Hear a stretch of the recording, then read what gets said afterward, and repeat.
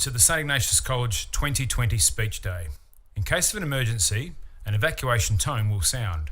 Stay calm and evacuate quickly and orderly through the nearest safe exit to an assembly area.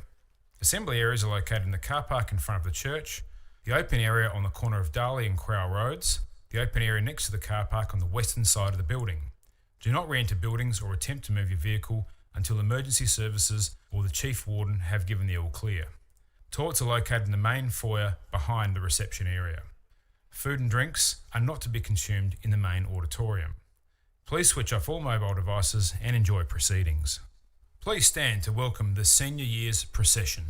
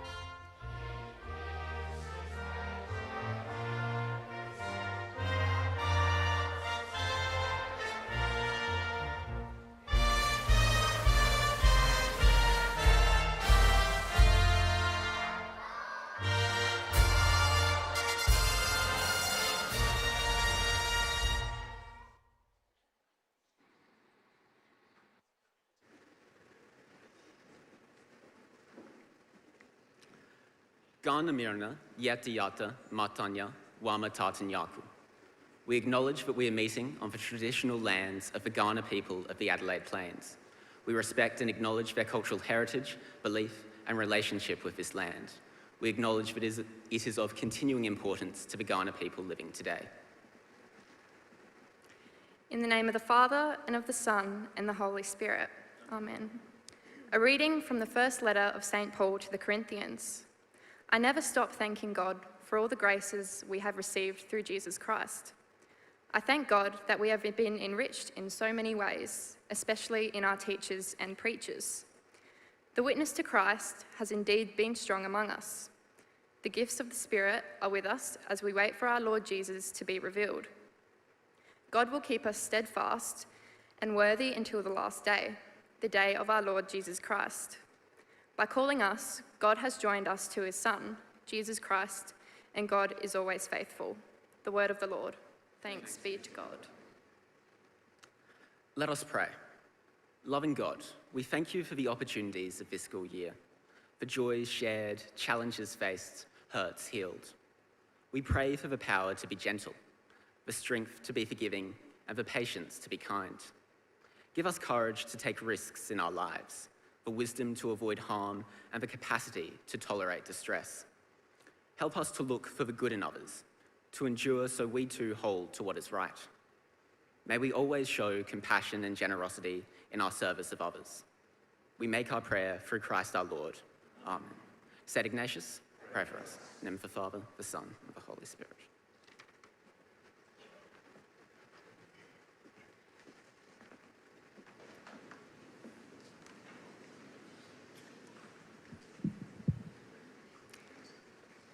Chair of Board, Professor Suzanne Mire, Directors of the Board, Guest of Honour, Helen Forde, Principal, Mr Peter Coffey, College Rector, Father Peter Hosking, staff, students, ladies and gentlemen, it is my privilege to welcome you all here today to what is the 70th Annual Speech Day and distribution of prizes. St Ignatius College is a place for whom the hopes, dreams and aspirations of our students are nurtured by the personal care of our staff. Where it is written in Ignatian heritage that Jesuit schools should be places in which people are believed in, honoured and cared for, it comes as no surprise then that we keenly acknowledge the endeavours of our students through this annual event. Every day, every speech day, also stands as a unique occasion in the life of the college. For example, today is particularly unique for the class of 2020 as it concludes their student experience of Speech Day. In looking back over the extraordinary year that it has been, we have much to be grateful for within our thriving community. As a school that faithfully acknowledges the growth of each student throughout the year, today stands apart as a day that we proudly celebrate our continued commitment to academic excellence. And this, we believe, is true of all of our students, whether individual excellence may range from a C to an A, whatever is someone's best effort in their learning. Today, though, our focus is on those who have excelled or distinguished themselves in one area or another, and for our senior year, to honour them in particular for all that they have achieved in their time at the college. Today is a day to reflect, to give thanks and to celebrate what we have shared together this year as one community. Today is an expression of the way in which students at our college are believed in, honoured and cared for. To begin our speech day, we hear first from our principal, Mr Peter Coffey.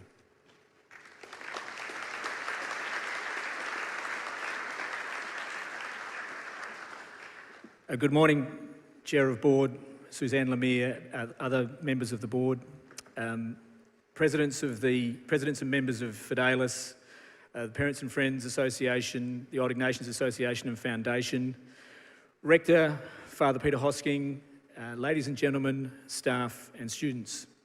I'd like to add my welcome to that of Mr Boys this morning.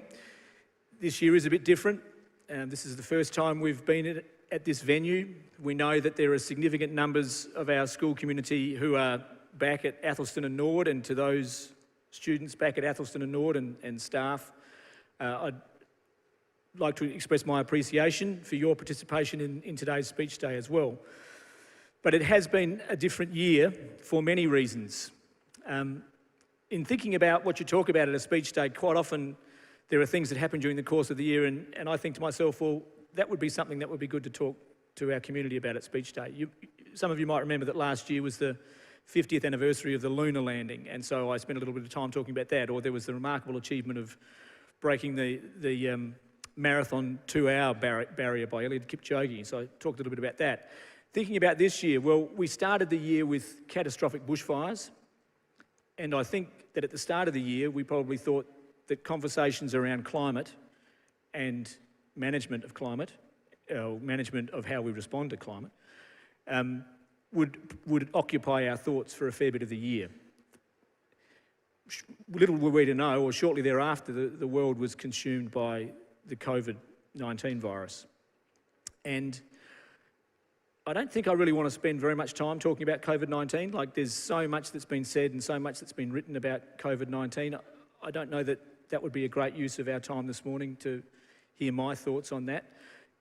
If I could just say one thing, perhaps, about our experiences this year with COVID-19, it would be that one of the lessons that was reinforced for me was that around the time when we were contemplating going to online learning for very long periods of time was really quite depressing for me, and I think for many of our staff. And very happily and very fortunately, we weren't placed in that or forced into that space of online learning for very long.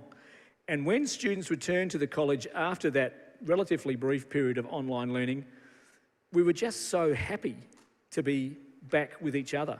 So I think the lesson that was reinforced for me was that formation, education, is really on about relationships. We are relational people. We really enjoy each other's company. And that was so abundantly clear when students returned to Nord and Athelstan after that period of time. Peter Hosking and I were at an online meeting yesterday morning for the Jesuit Education Australia consultative group, and we heard from the principal of Xavier College in Melbourne. And he spoke about the fact that many of their students really haven't been at school very much this year at all. And listening to their experience and listening to the pain in his voice and talking about the impact on their community, I just thought, well, there, but for the grace of God, go we.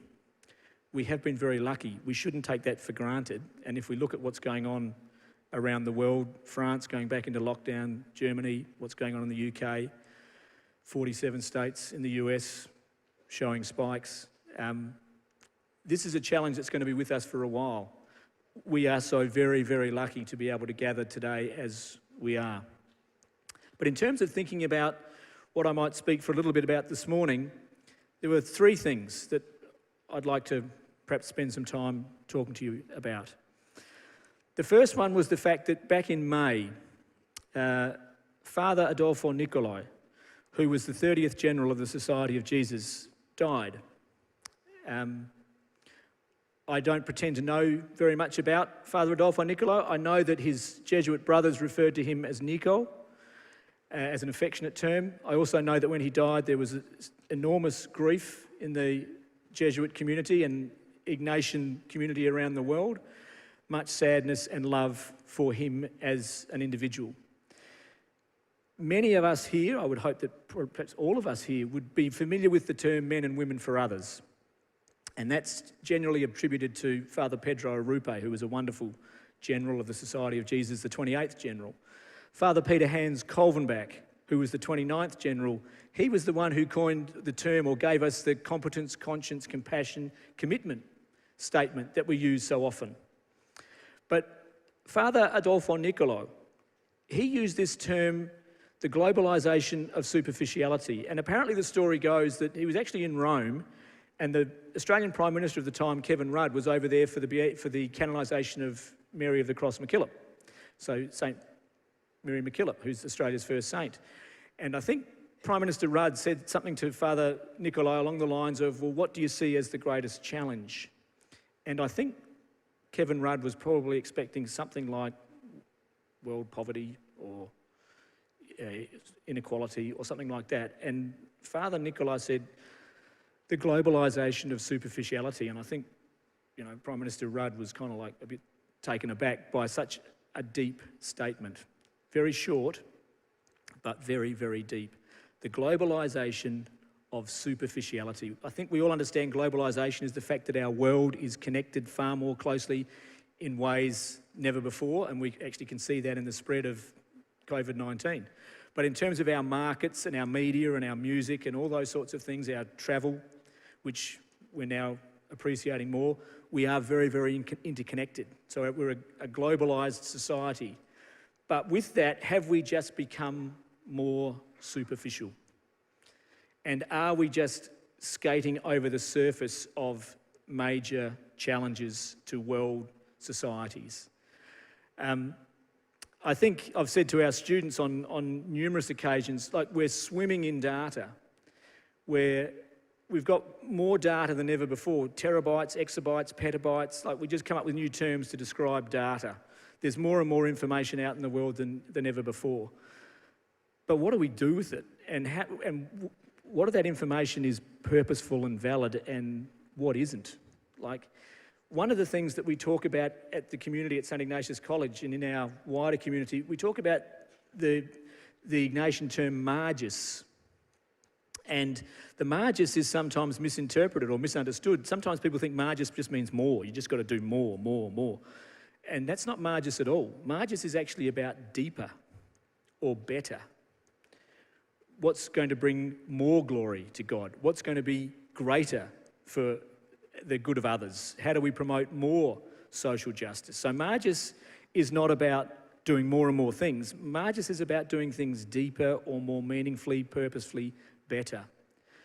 So if you think about it, for a school such as us, we're countercultural. We're against the globalisation of superficiality.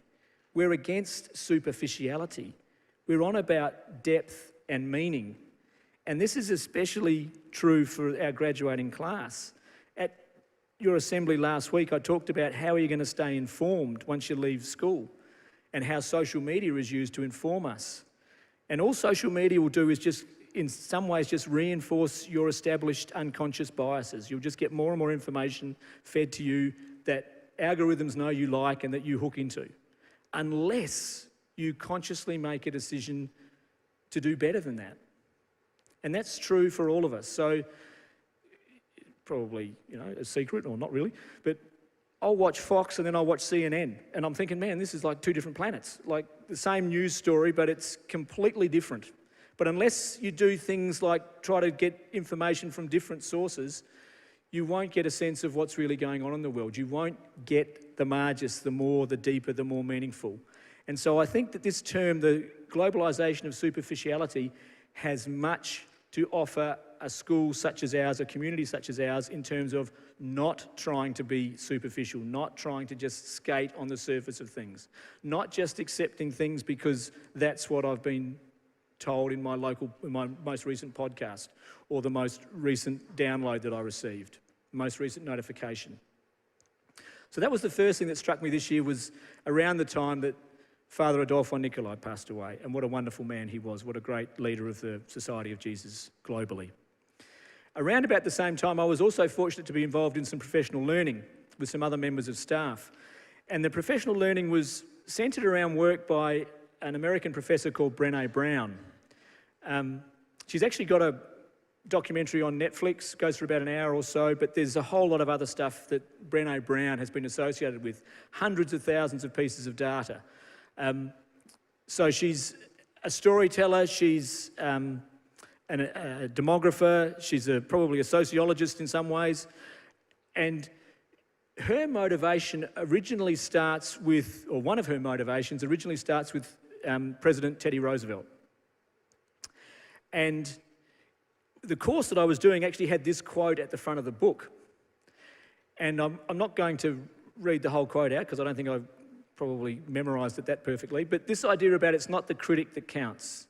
The first thing that struck me when I read this quote was how sexist it is, and it's good that it strikes me that it's sexist, because the language should be jarring to us. This is written in the early 1900s. So it's well and truly out of date because it's always talking about man. Well, we know that our language should be more inclusive than that, but this is language from the time and the place. Every time I read man, I'm thinking man and woman. But this idea that it's not the critic that counts, it's the person who's in the arena, the person who's blood and sweat and tears. And we see this in our world, that people are pretty good at sitting in the cheap seats and just taking pot shots. The most obvious example of that is trolls on the internet. People love just tearing down other people. And it's an absolute challenge for our society to rise above that. But Brown was so motivated by this quote that she was determined that she was always going to be in the arena.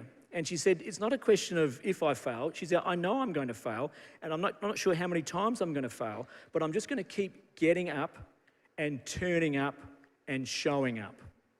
And part of her work is around courage.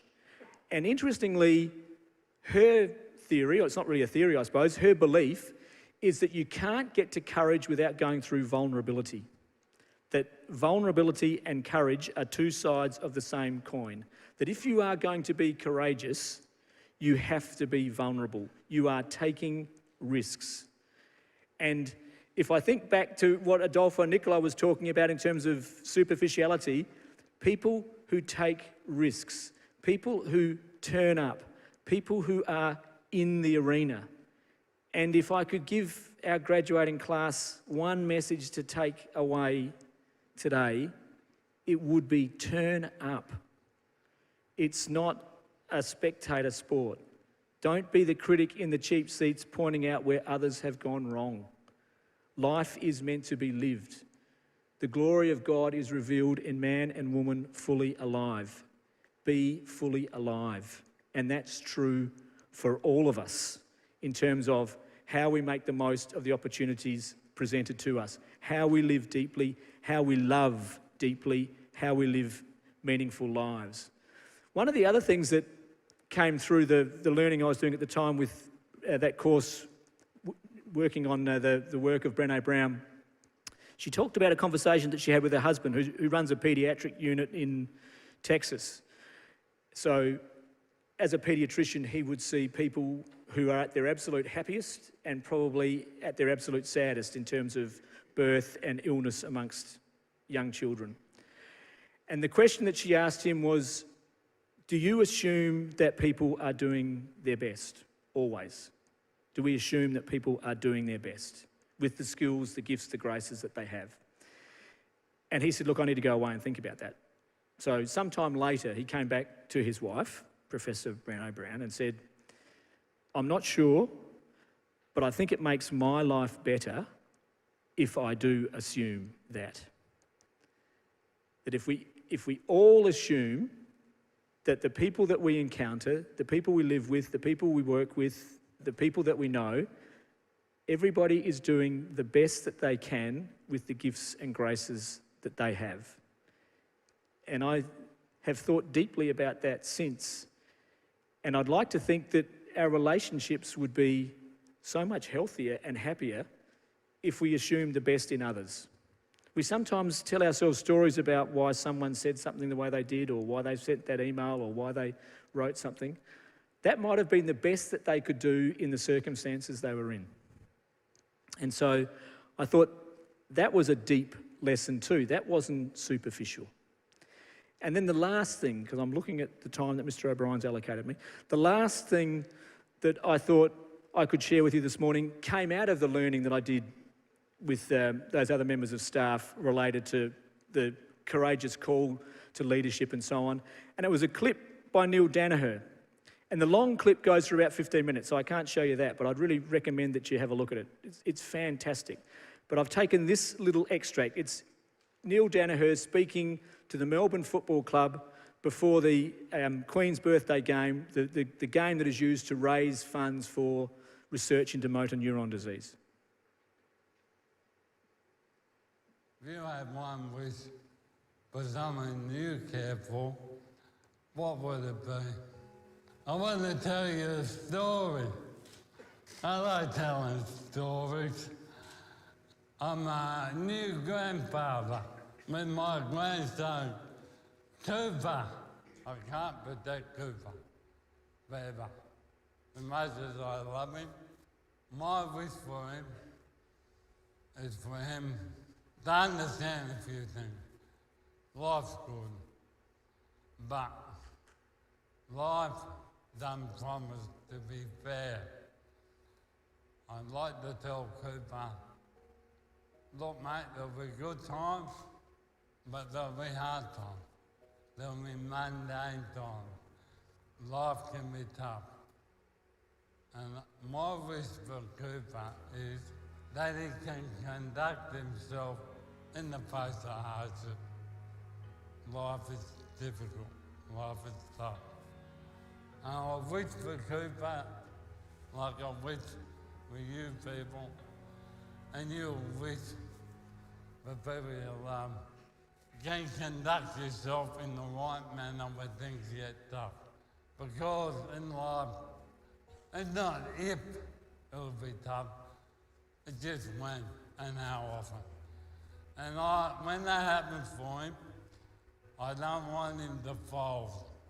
I don't want him to be another life victim. So what is the right way? What is the right way to conduct yourself in difficult times? The right way is somehow summon the courage, the moral courage to take responsibility. And sometimes you'll say, well, it wasn't my fault, I was the victim. It's not my responsibility, it's someone else's. No. No matter what happens, it's up to you to do something about it. So he's quite a remarkable man. The whole thing goes for about 15 minutes, and he talks about as a young man, he was captain of Essendon. He'd done 3 ACL knee operations, one after another. And so he didn't get to play in any of Essendon's premierships during the early 80s. And he talked about poor bugger me, and he went down this path of the black spirit. Ignatius talks about the good spirit and the dark spirit. And he went down the path of the dark spirit. He didn't quite say it in those terms, but I'm listening to him, I'm thinking, well, that's the dark spirit.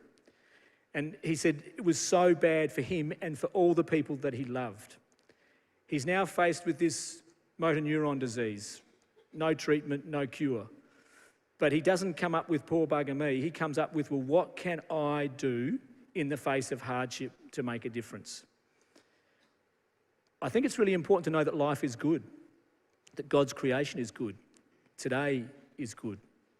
But life is such that there will be times of challenge and there will be times of difficulty.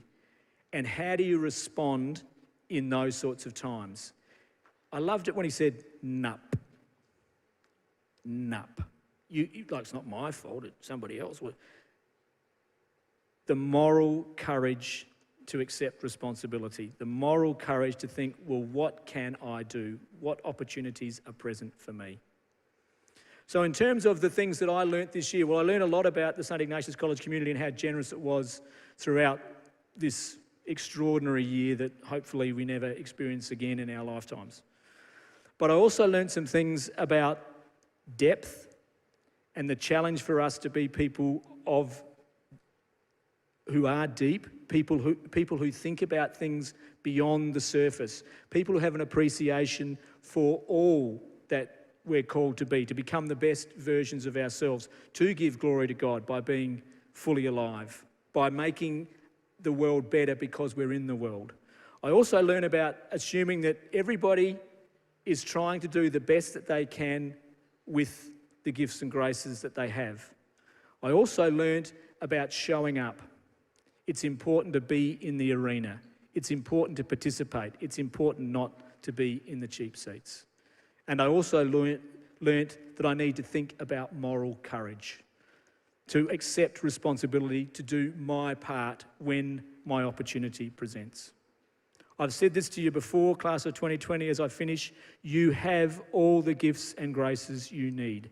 Your formation in your homes and here at the college has presented you as fine young men and women who we are immensely proud of. Go well, God bless. Thank you.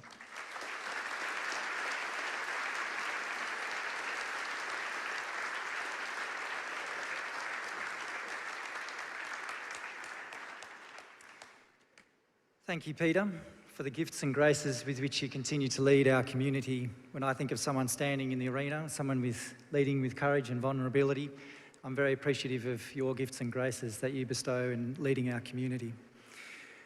Moving forward with today, it gives me great pleasure to introduce to you Helen Forde, the Chief Executive Officer of Jesuit Missions, as today's guest of honour.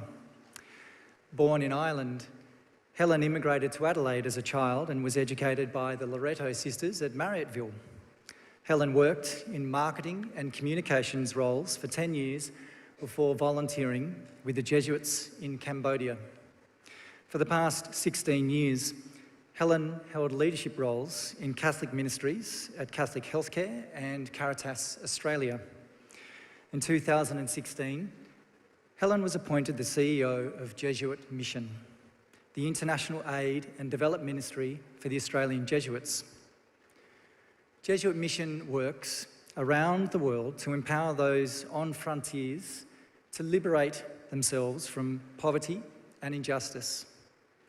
Helen has visited Jesuit Mission projects in India, Thailand, Timor-Leste, Myanmar, Cambodia, and Vietnam. Please join me in welcoming Helen today.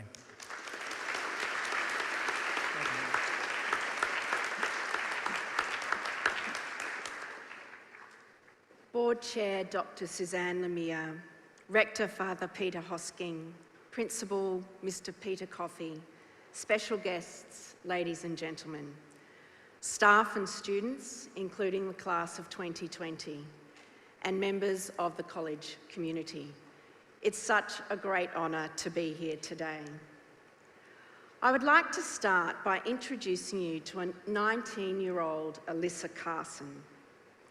Alyssa graduated from school last year and has already started her astronaut training to be the first person to walk on Mars in 2033. Alyssa is the youngest person to graduate from the Advanced Space Academy and the only person in the world to have completed every NASA space camp. I don't know Alyssa, but I truly admire her audacity and courage to live out her big childhood dream of becoming an astronaut. I expect many of you are like Alyssa. You have well thought out plans for what you would like to study at university, what job and sectors you aspire to work in, and have even considered what goals you'd like to achieve by 30. Please, please, please hold on to these dreams, aspirations, and work hard to achieve them. I was not like Alyssa. I vividly remember those awkward moments growing up when my parents' friends would say, "What would you like to be or do when you're older, Helen?" I always smiled and responded tentatively, "I don't know." The only time I remember aspiring to a career was at the age of 6. I wanted to be like these two highway patrol officers from Chips, an American TV show from the late 1970s. The two officers cruised the highways of LA, solving crimes and bringing justice to the world. Unlike many of the students here, I was not one of the top performing students in my class. I was an average student who achieved an eclectic and colourful mix of A's, B's and C's in my high school years. So I stand before you today as an ordinary person travelling what I consider to be an ordinary life. I have had the great privilege, however, of being involved in extraordinary work over the past 16 years. And I would like to share with you some of my personal journey, a journey of learning to look outwards to the world, of walking alongside the elderly, the sick and the marginalised, and advocating for a more just and equitable world. The journey to finding my home took time. In fact, nearly a decade after finishing school.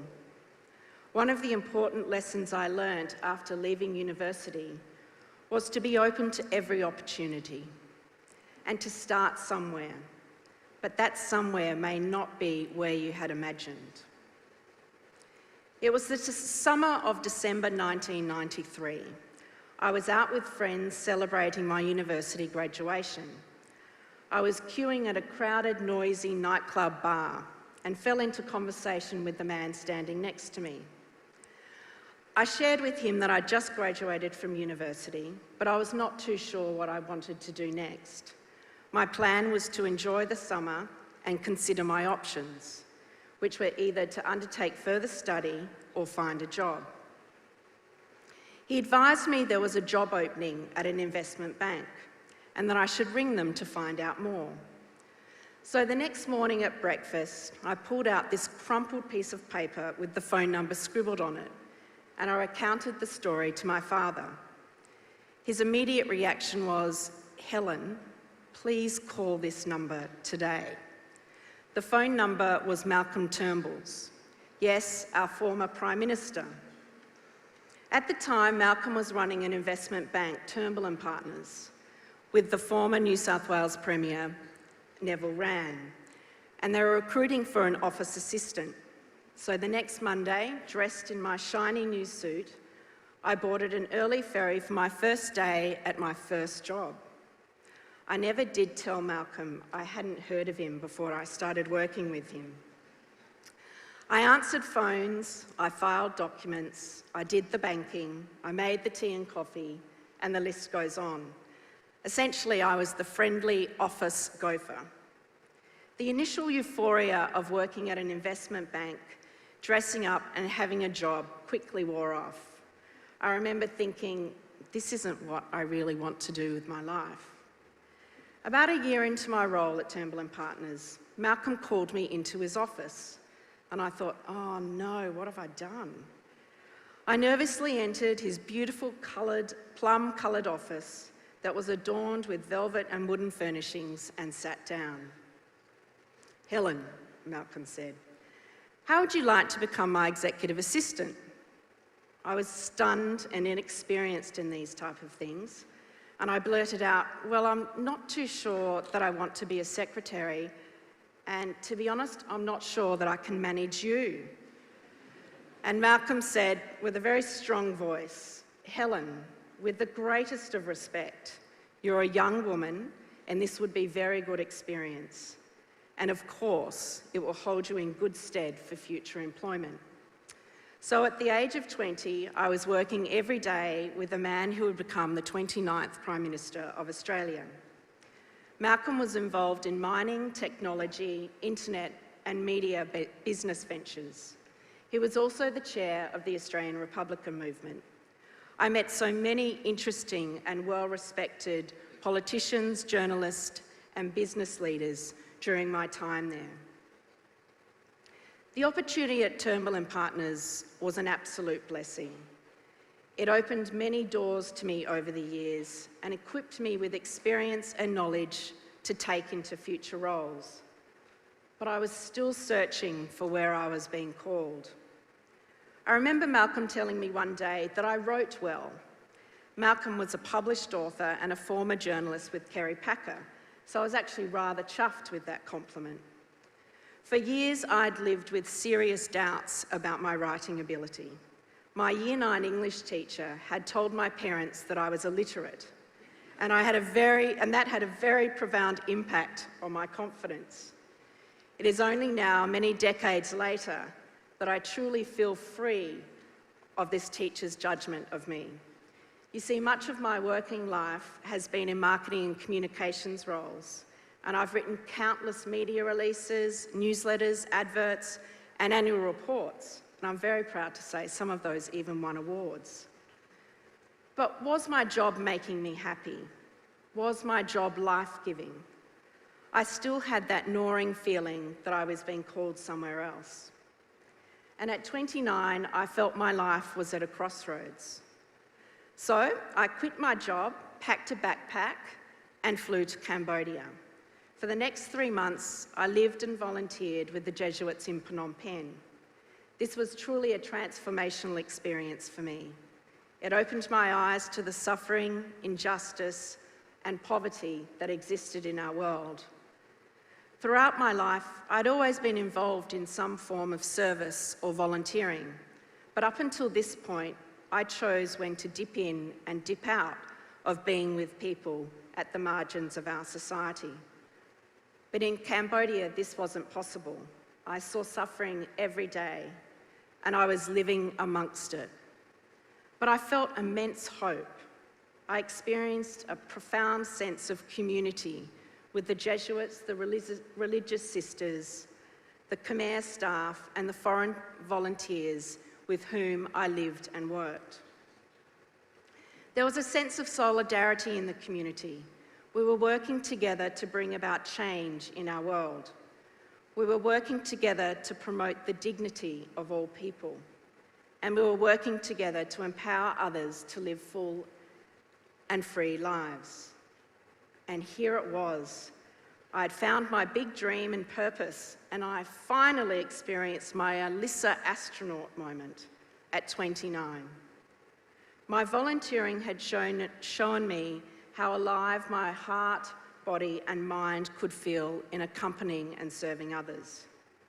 Yet I still very much enjoyed working in a team, developing and implementing strategies, and communicating stories.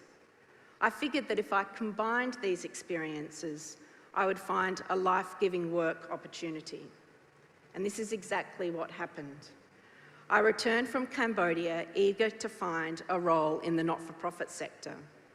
I talked to many people, visited different social and welfare services, discerned, prayed, and waited until the right opportunity presented itself.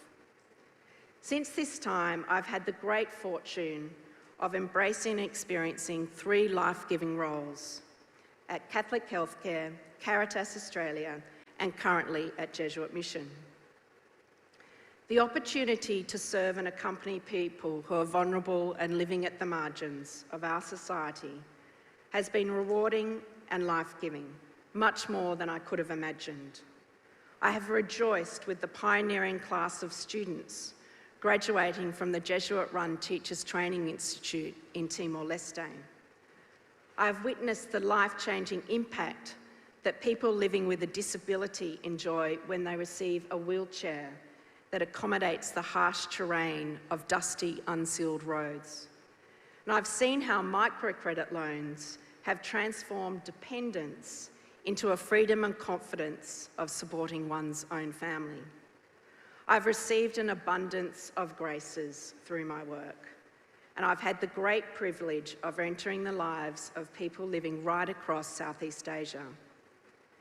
These communities welcomed me, a foreign stranger, as if you would a family member. They openly shared their stories of hardship, pain, and suffering. And it was in these intimate moments that I genuinely saw the face of Christ. Despite living through extreme poverty, conflict and war, suffering and even the death of loved ones, these communities epitomised compassion, hope, forgiveness, and most of all, they sought out friendship. As Jesuit-educated students, you're encouraged to go forth and set the world on fire. St. Ignatius calls us to be men and women for others and inspires us from his own experience of love ought to show itself in deeds more than in words. So today I challenge you all to consider how you can be a ray of light in the midst of what we are experiencing in our world today, and envisage how you can have an open heart to the world and our brothers and sisters living in it. In conclusion, I wish to share an experience with you that I had last week. I participated in a seminar with Raj Sisodia. Mr. Sisodia is an international thought leader and an award-winning author in organisational philosophy. His recent book, Conscious Capitalism, calls on multinational organisations to unleash their healing and caring spirit. Doesn't that sound quite countercultural? Mr. Sodia believes that we're all on this planet to do meaningful things with our lives. He believes that all organisations are called to have a higher purpose and create a positive impact on the world and its people. He asked this question to the 200 plus CEOs of the multinational not-for-profits on the webinar. When did you cry tears of joy in your job? The question flummoxed many, but not me. I cried tears of joy witnessing a rural community in Timor-Leste turn on the tap to clean running water for the first time. I remember tears welling up seeing a $2 coin sellotaped so carefully to a Jesuit mission donation form and realised this was truly a gift from the heart. Why does crying matter? It shows that you have a deep connection and that you've been moved by an experience or action and that you're doing what you love. You may also know that Ignatius's own journey of spiritual growth, he found many occasions when he was reduced to tears. And Jesus too wept for his friend Lazarus and looking out over Jerusalem. So we're in good company. In conclusion, to the class of 2020, congratulations and best wishes for your journey ahead. When you find what you love, you will inspire and awaken the hearts of others. Go forth and do set the world on fire. We do need you.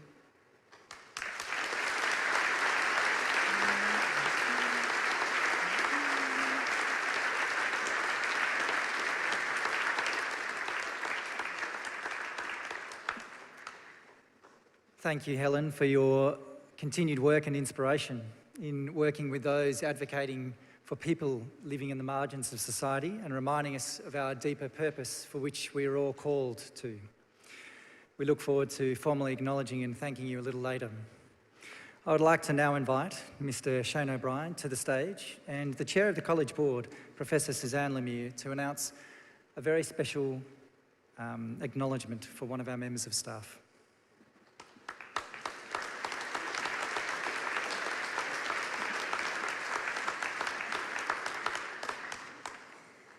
Good afternoon, everyone. The Praestans Award acknowledges a staff member's outstanding service. Praestans, a Latin word for excellent, recognises a contribution that exceeds what may reasonably be expected from any devoted and talented staff member. This year it is awarded to Mr. Shane O'Brien.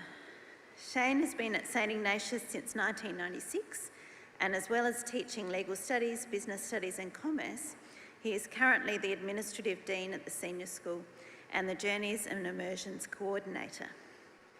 Shane's contribution to the college's service programs has been extraordinary.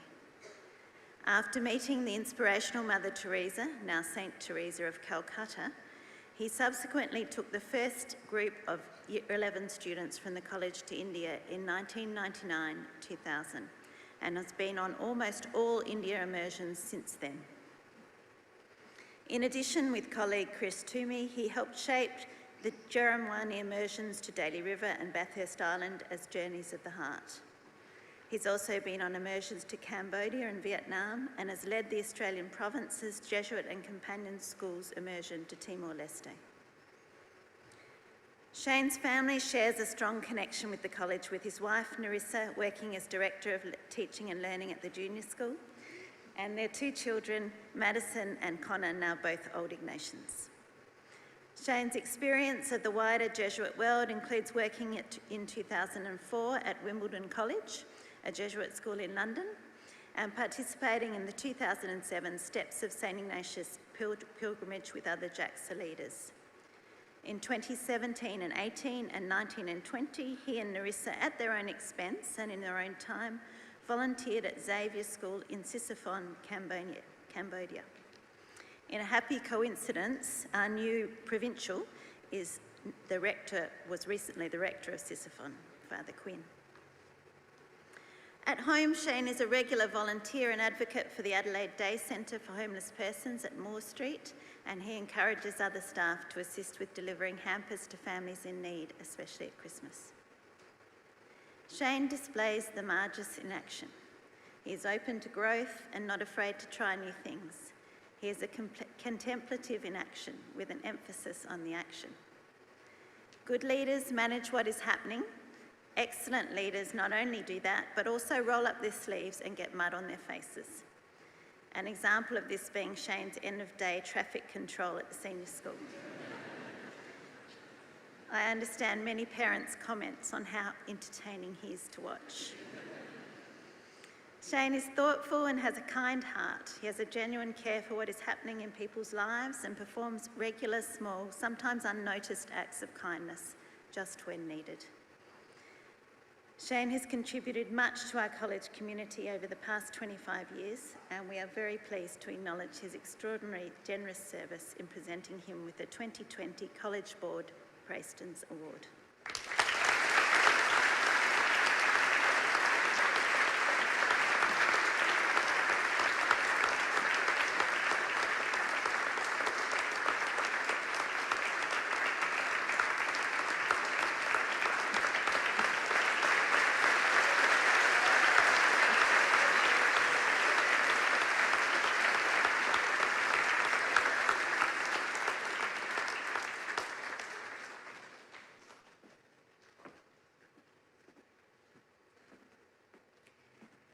Congratulations, Shane. I'm sure your parents here will be very proud of you.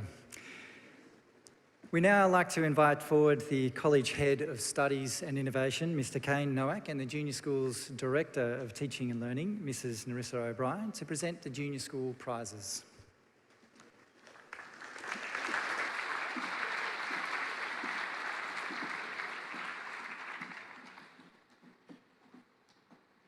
Good afternoon, everyone.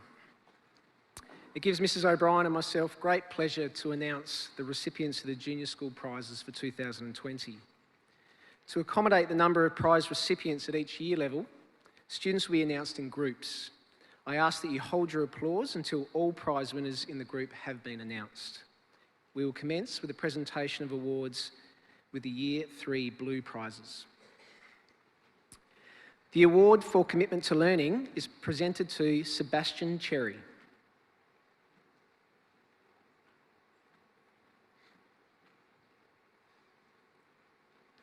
An Ignatius Award is presented to Layla Pishineri.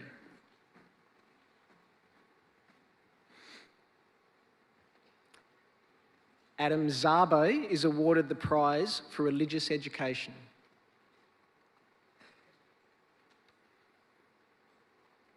Charlotte Sirocco is awarded a Commitment to Learning prize and the Physical Education prize for Year 3. The Year 3 Special Prize for Chinese Background Learner is presented to Olivia Wang.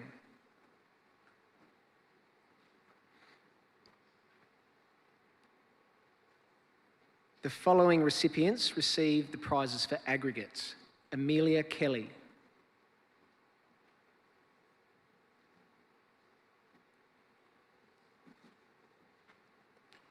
Johnny Lee,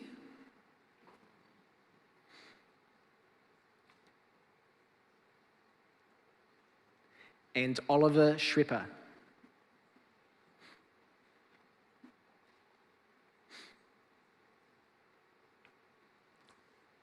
Please congratulate the prize recipients for Year 3 Blue.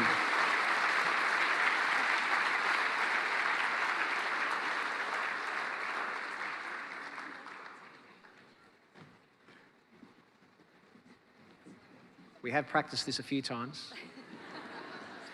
The Year 3 Gold prizes are awarded as follows. Awards for commitment to learning are presented to Katia Rochella,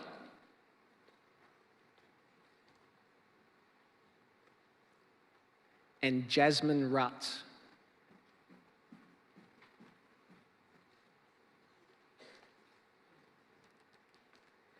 An Ignatius Award is presented to Angus Sylvie.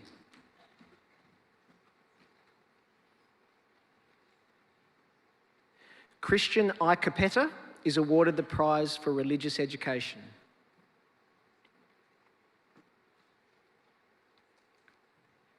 Matilda Homsch is awarded the Year 3 Special Prize for Visual Arts. Special prizes for music and Chinese second language learner is awarded to Jonathan Cassara. The following recipients received the prizes for aggregate: Florence Costello,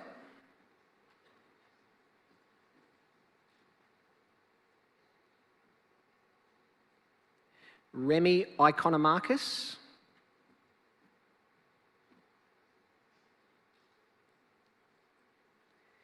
and Declan Lynn.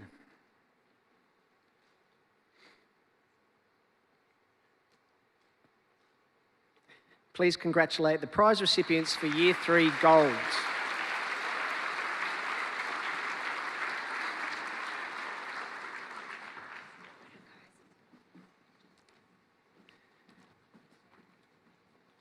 The Year 3 Red Awards for Commitment to Learning are presented to Zoe Curtis,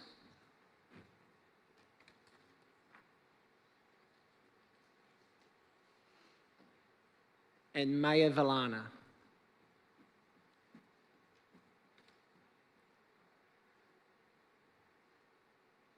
An Ignatius Award is presented to Sophia Pozza.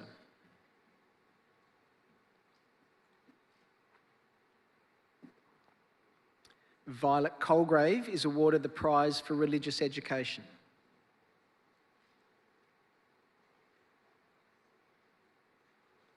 The following students receive prizes for aggregate: Elijah Barry,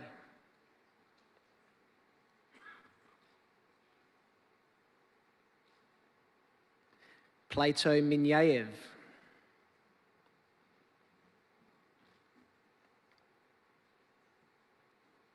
and Solomon Wright Hegarty.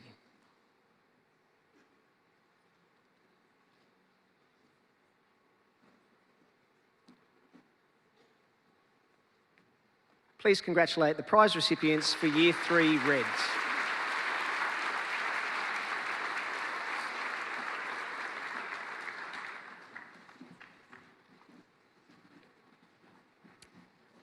We now move on to the prizes for Year 4, commencing with Year 4 Blue. Awards for commitment to learning are presented to Joe Charwan,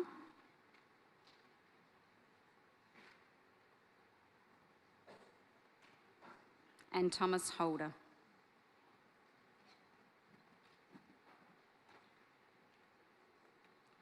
An Ignatius Award is presented to Kiara Paris,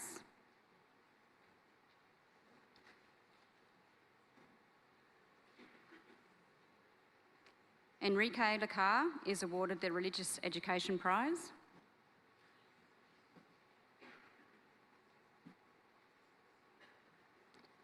The following students receive the prizes for aggregate: Allegra Green,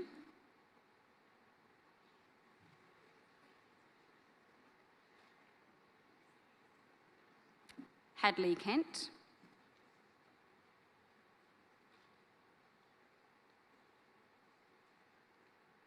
and Samuel Oddy.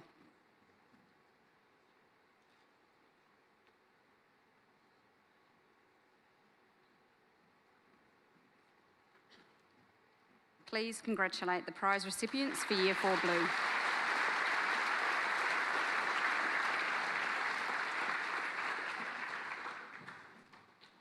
The Year 4 Gold prizes are awarded as follows.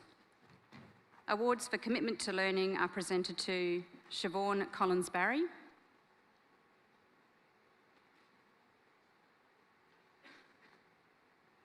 and Maisie Stark.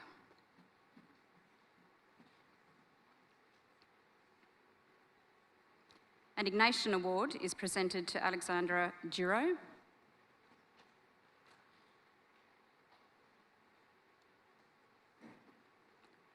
the prize for religious education is awarded to Luke Lafrata,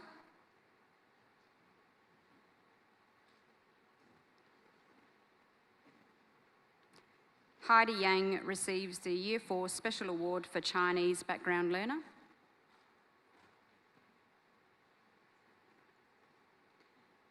The following students receive prizes for aggregate: Oliver Giordano,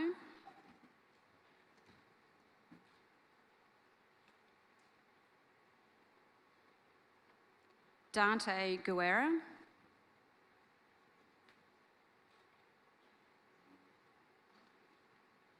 and Lachlan Kuistra.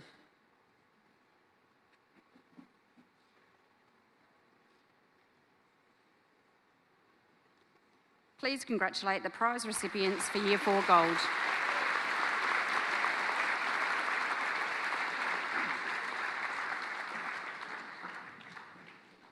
The Year 4 Red prizes are as follows. Award for Commitment to Learning is presented to Javia Pogliacomi.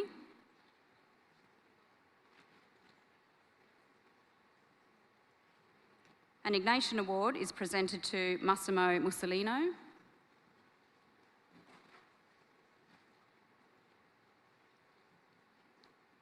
Sophia J. Nguyen-Pham receives the Award for Commitment to Learning and the Year 4 Special Prize for Visual Arts.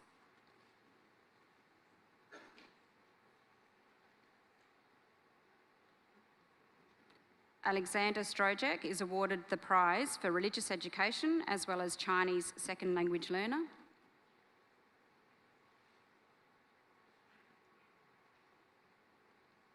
The following students receive prizes for aggregate: Georgia Kalo,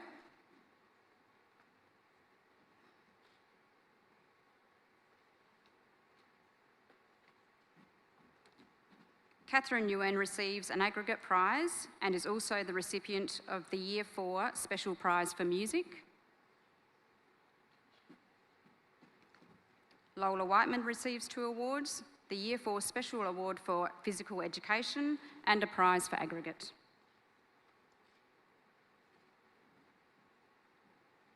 Please congratulate the prize recipients for Year 4 Red.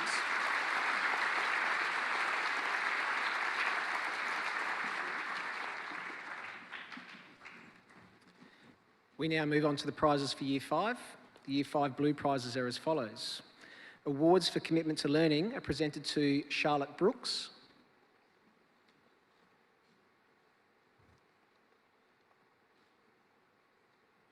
and Joseph Mazur.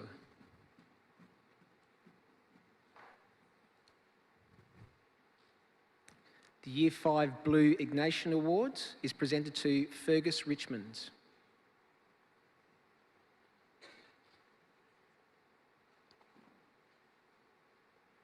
Frankie Ikonomarkis is awarded the Year 5 Blue Prize for Religious Education.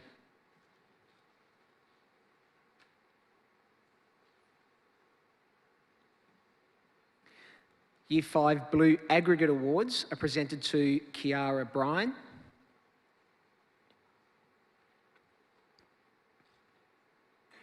and Connor Tay.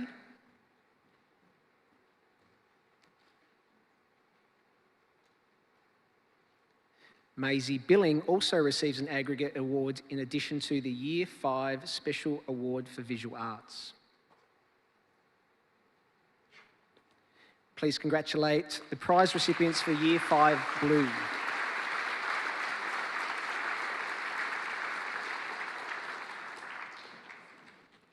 We move on to Year 5 Gold.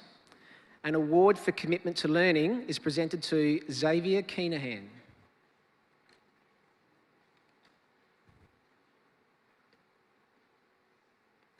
An Ignatian Award is presented to Ailish O'Callaghan.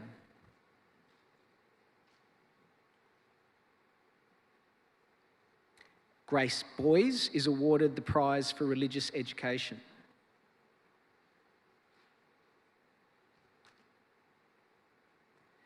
Isabel Cherry is awarded a prize for commitment to learning and the Year 5 Special Prize for physical education.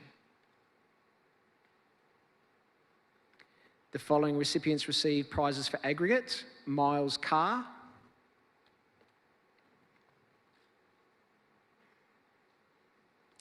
Harry Hodges,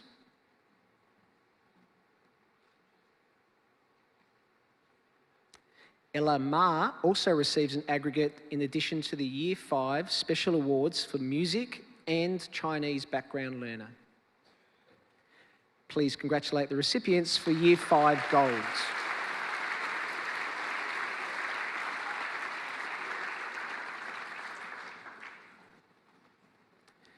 The Year 5 Red Awards for Commitment to Learning are presented to Amelia Eddington.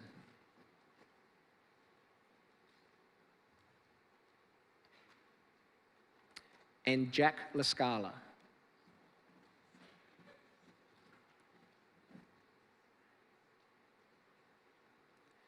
An Ignatius Award is presented to Birdie Black.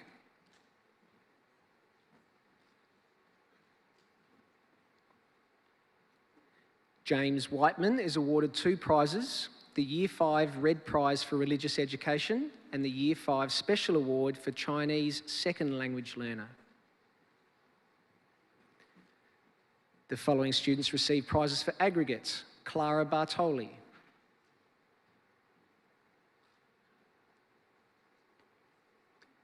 Phoebe Doyle,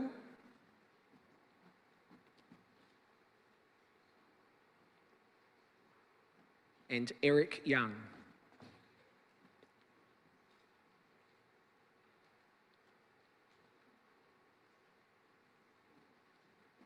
Please congratulate the prize winners for Year 5 Reds.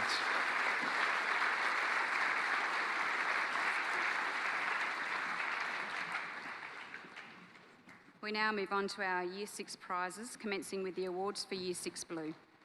The following recipients receive the prizes for Commitment to Learning: Charlotte Kent,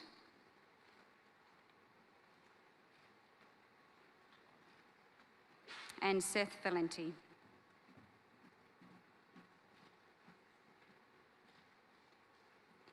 George Sirocki is the recipient of a Bailey Prize for the Year 6 Blue Ignatius Award.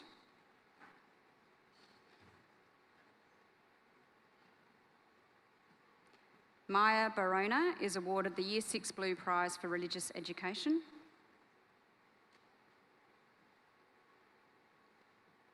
The Year 6 Blue Prize for English is awarded to Willa Ogden.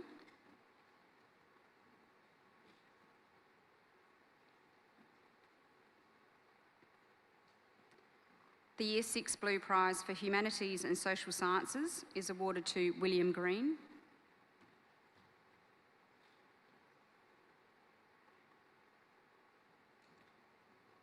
The Year 6 Blue Prize for Digital and Design Technologies is awarded to Harrison Sparrow.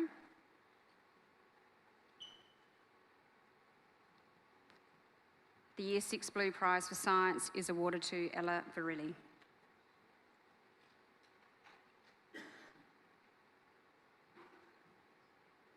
Please congratulate the prize recipients for Year 6 Blue.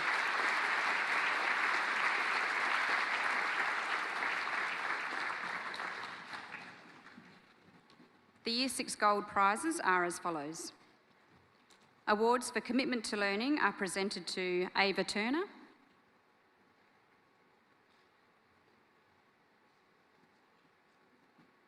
and Ojas Jindal.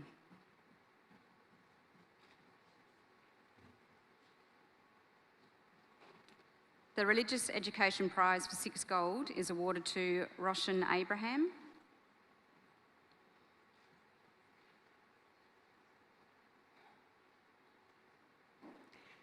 Mike Wen is awarded the Year 6 Gold Digital and Design Technologies Prize.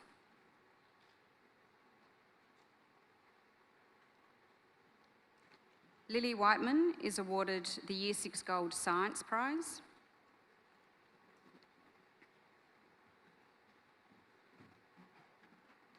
Please congratulate the prize recipients for Year 6 Gold.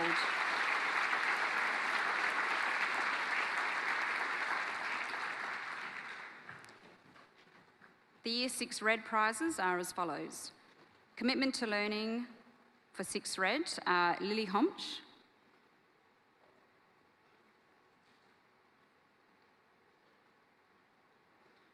and James Noble.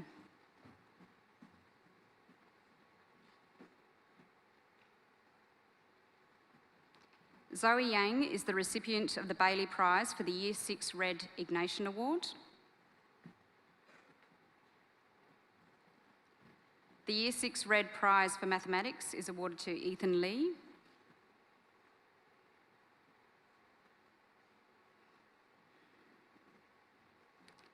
Jeevan Abraham is awarded the Year 6 Red Science Prize.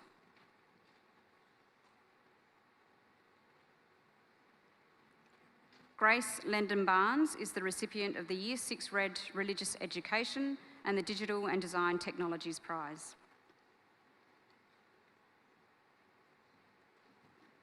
Please congratulate the prize recipients for Year 6 Red.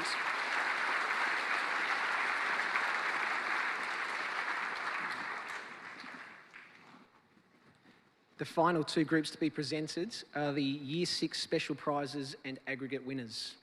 The first group of special prizes are as follows.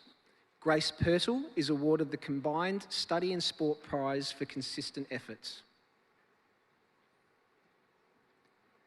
The Joseph Walsh Memorial Prize for Music is awarded to Olivia Dry.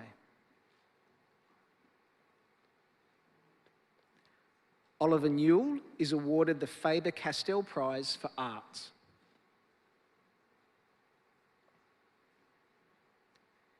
And Jacob Brackey receives the Ignatian Bailey Award for Sixth Goal and the Father Thomas Perrott Prize for consistent effort in studies. Please congratulate the first group of Year 6 Special Prize winners.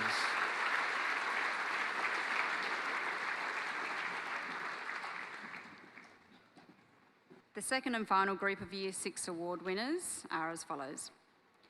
The Year 6 Gold Prize for Humanities and Social Sciences and an aggregate prize is presented to William Shripper.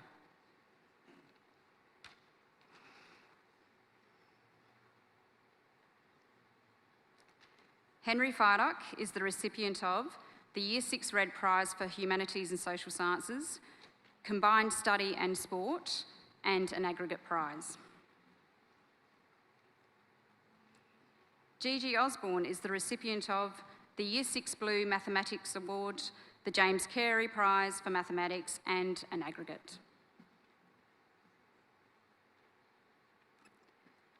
The Year 6 Red English, the Alan and Patricia Anderson Memorial Prize for English, the Father Matteo Ricci Prize for Chinese Language Background Learner, and aggregate is awarded to Sharon Zhang.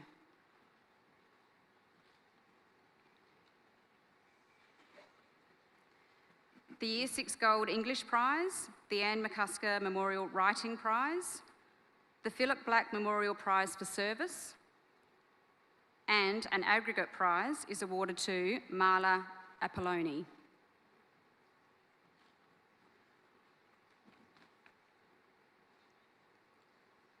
Our last Year 6 award recipient is Sabina DiUlio.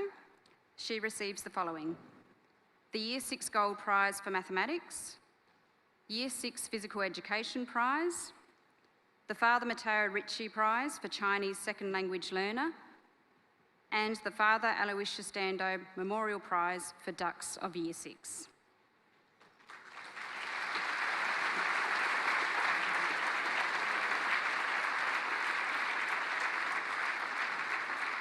And if we can do a final congratulations for the group, please.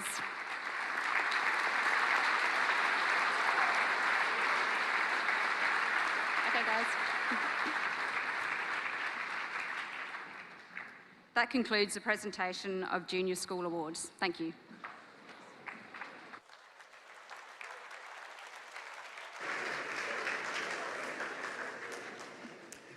We now have a brief intermission. I invite you now to stand and stretch. For those who might wish to use the amenities otherwise, please feel free to use.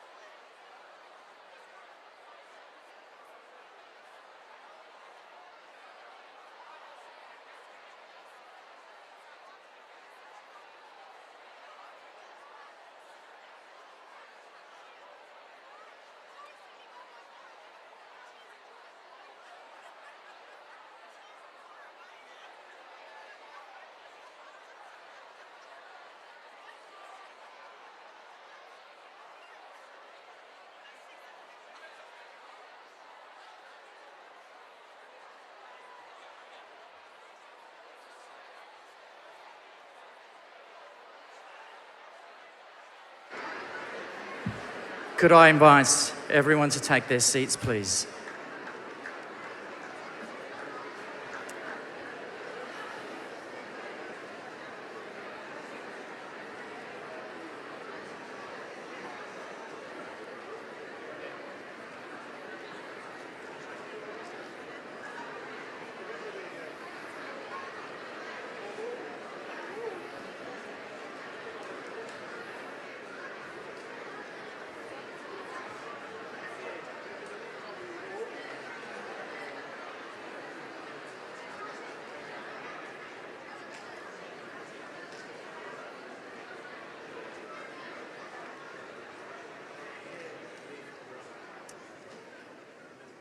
It is my great pleasure to begin the second half of today's proceedings.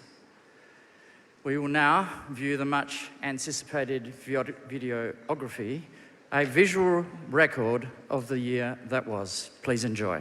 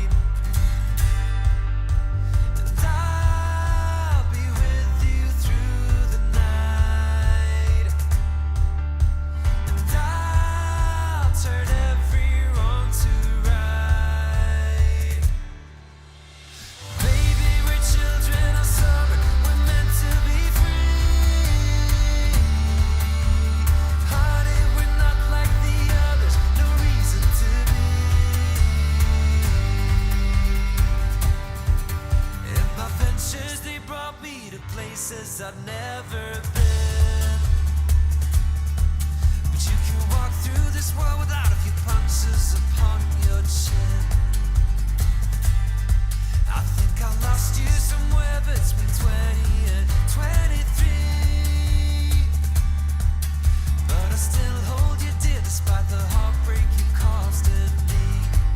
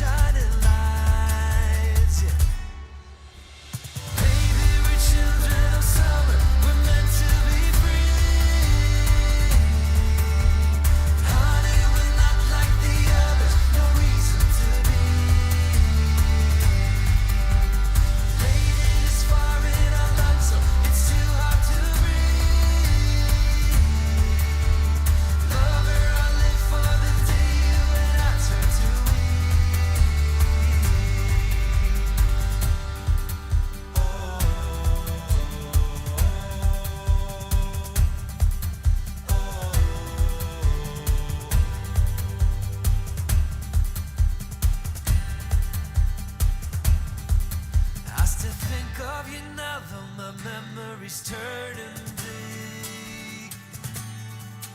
I'm still walking this road on my knees, they are ever so weak.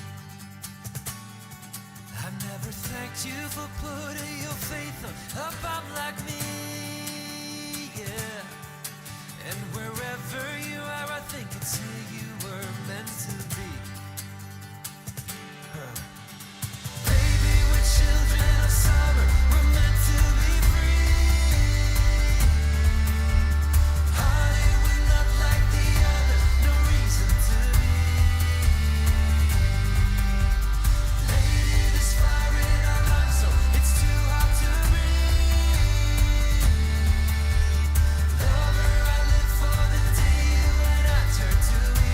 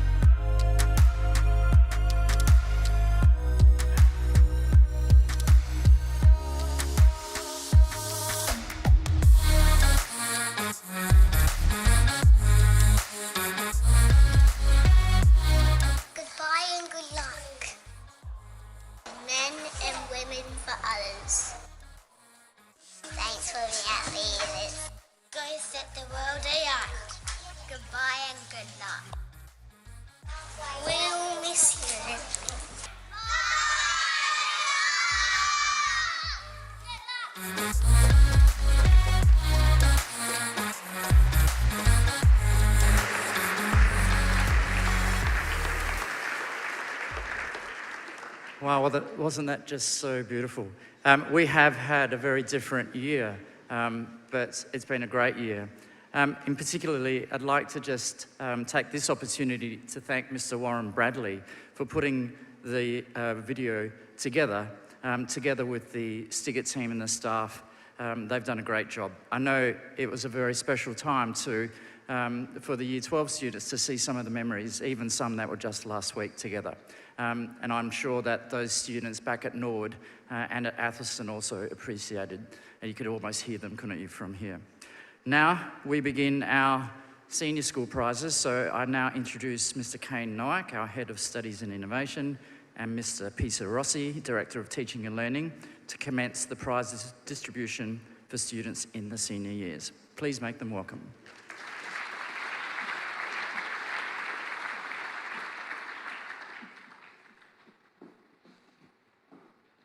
In the same vein as the junior school, to accommodate the number of prize recipients at each year level, students will be announced in groups. Once again, we ask that you hold your applause until all prize winners in the group have been announced. We will commence with the Year 7 prizes. An application prize has been awarded to the following students: Sienna Alicio,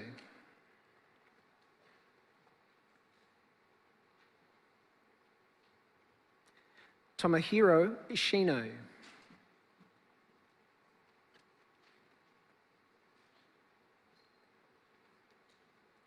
Kiara Matkovic,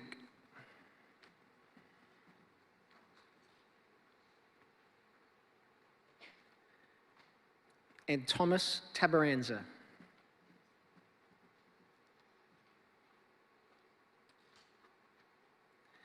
Sanvi Kondamuri has been awarded the prize for Principal's Essay.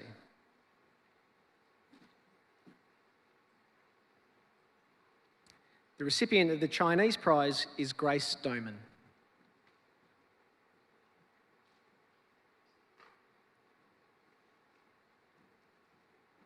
Please congratulate the first of the Year 7 prize recipients.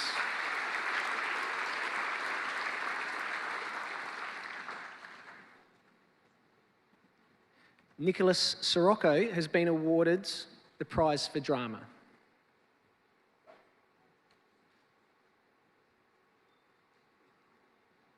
The recipient of the Geography Prize is Christian Brook.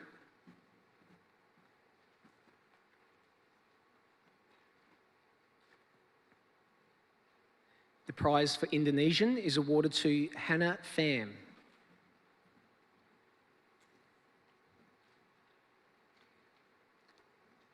Liam Holland is awarded the prize for Latin.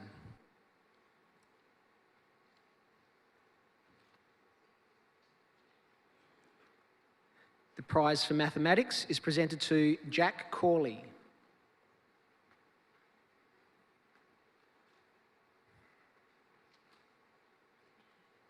And the recipient of the Personal Development Prize is Chloe Whiteman.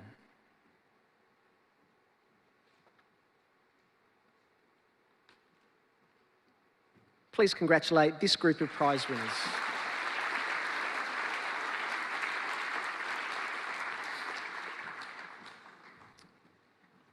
This year, the college has included a new award for Years 7 to 11, titled an Ignatian Award. The award is a continuation of and complementary to the award offered at the junior school, and it recognises students who demonstrate a consistent commitment to our college ideals, expressed through our 6 pairs of Ignatian virtues. The following Year 7 students are the recipients of this Ignatian Award: Angela Mack,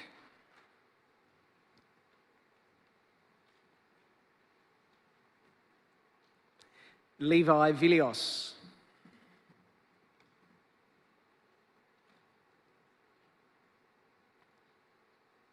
Ryan Yap,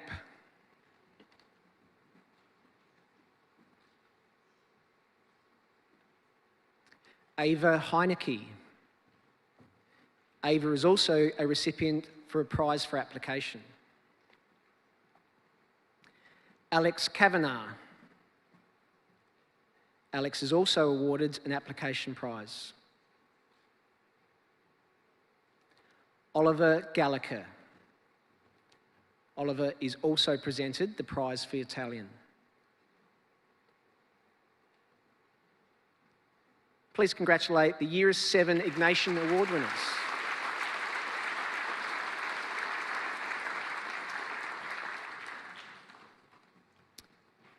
An aggregate prize is presented to Piper Chan.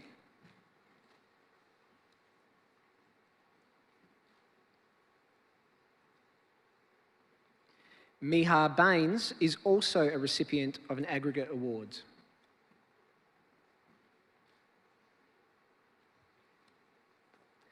As is Mackenzie Holder, who has also achieved an aggregate prize.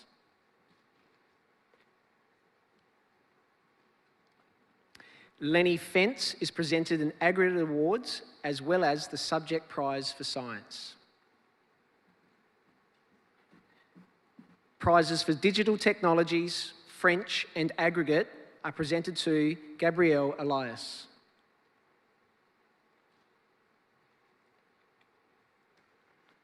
Juliet Mazur is presented with prizes for art, English and aggregate.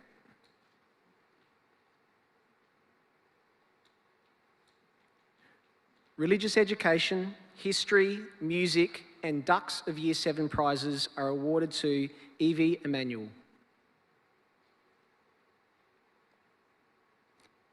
Ladies and gentlemen, please congratulate the final group of Year 7 prize winners.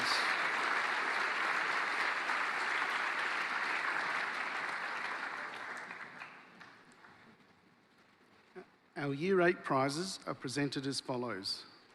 An application prize has been awarded to the following students: Chloe Benke,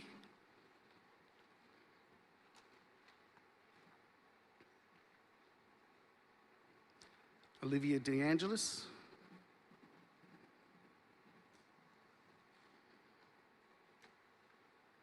Ruby Lehman,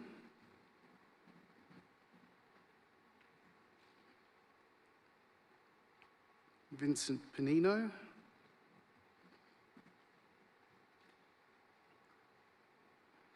Caleb Playford,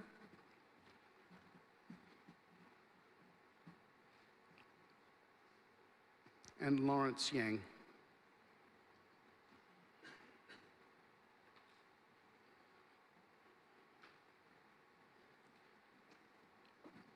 Please congratulate the first of our Year 8 prize winners.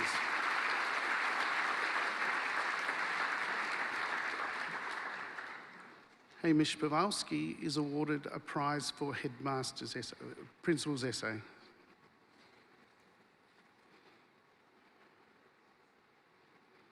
The art prize is awarded to Kayla Simons.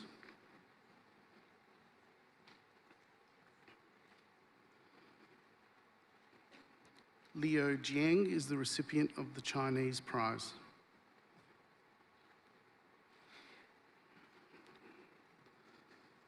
The prize for geography is awarded to Claire Nguyen.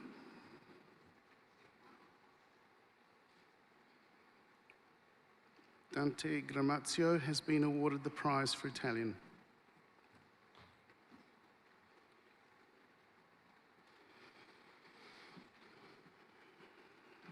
The recipient of the music prize is Ryan Tanti.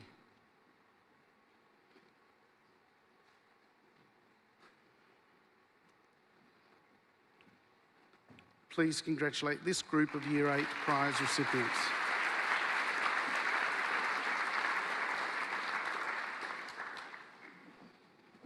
The following students are the recipients of an Ignatius Award: Koi Din,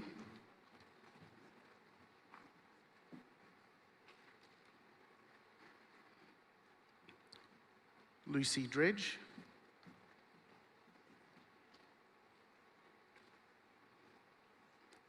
Lavinia Nowak,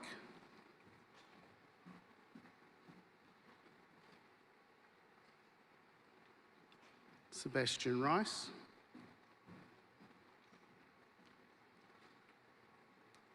and Kiet Tran.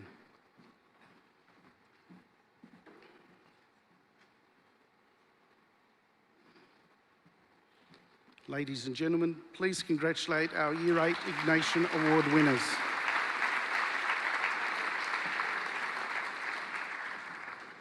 The following students have gained an aggregate prize. Eva Diulio. Eva has also achieved a prize for personal development. Elizabeth Nguyen. Elizabeth is also the recipient of the History Prize. Mudita Ukau. In addition, she has achieved prizes for digital technologies and English. Emily Fidock. Emily is also awarded prizes for French, Science and Mathematics Accelerated. Fernando Osborne. In addition, he has achieved prizes for drama, Indonesian and Latin. Prizes for religious education, mathematics and Year 8 Ducks are awarded to Caitlin Wilson.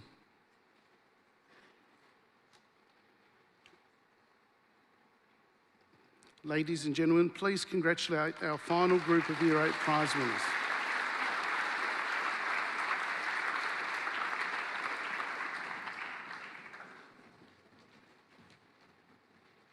Our Year 9 prizes for application have been awarded to the following students. Daniel Di Giovanni.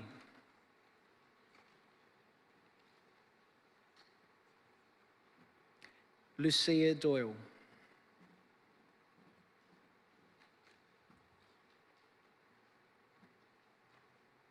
Mia Alicio.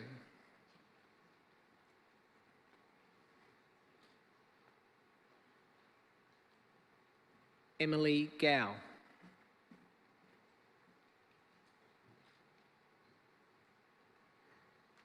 And Tusha Jacob.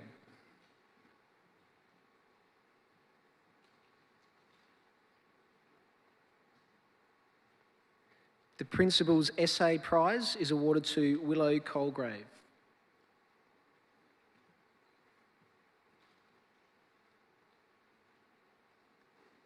Amelie Ho McKinnon has been awarded the Digital Technologies Prize.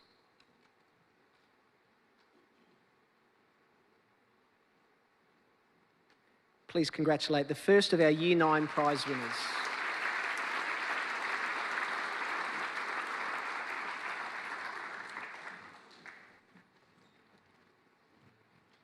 The Year 9 Drama Prize is presented to Wanika Gordo.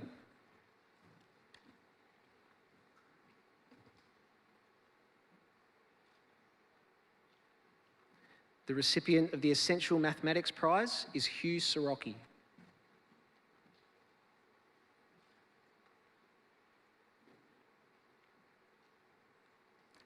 Holly Abbott has been awarded the French Prize.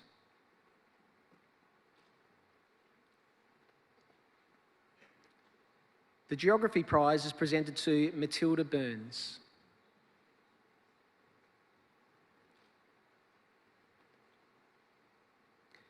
The Mathematics Accelerated Prize is awarded to Kyle Santosh Olakengul.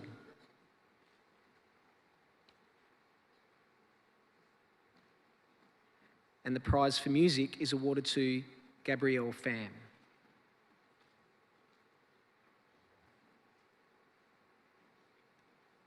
Please congratulate this group of Year 9 prize winners.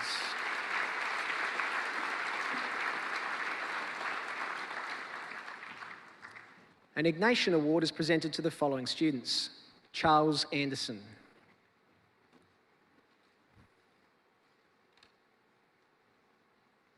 Malak Megazaji.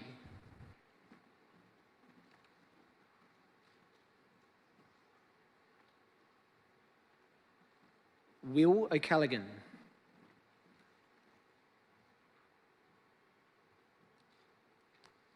Emmanuel Go. Emmanuel has also presented a prize for application.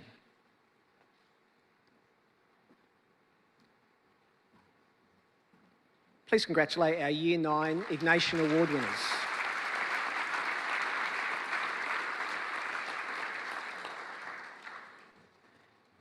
Prizes for art, Chinese and design are presented to Maria Ma.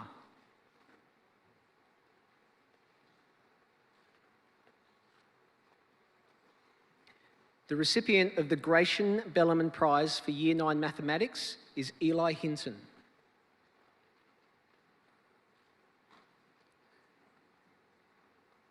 The Bellarmine Prize for consistent and sustained efforts in studies is awarded to Luke Henry. Alicia Hammonds is the recipient of the Bellarmine Prize for Excellence in Studies and Arts and Activities.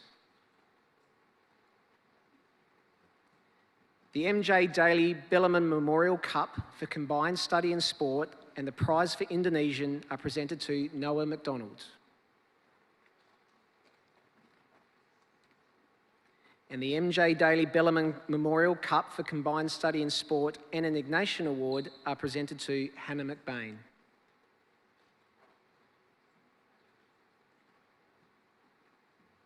Please congratulate this group of Year 9 prize winners.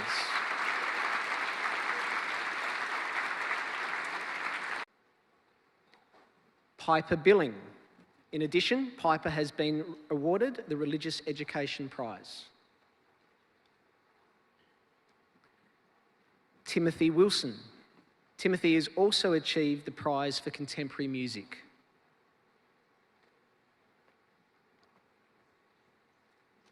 Lainey Emanuel. Lainey has also been awarded the English and Italian prizes, as well as the Tam Vu Bellarmine Prize for Year 9 Science.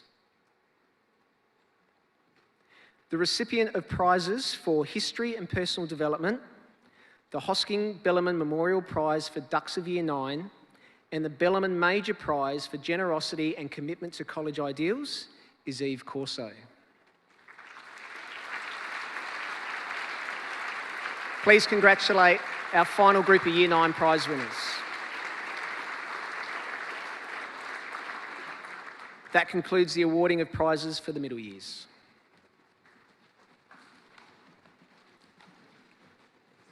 Prize winners for the senior years will now be announced. The following Year 10 students are recipients of an application prize. Jasmine Fung,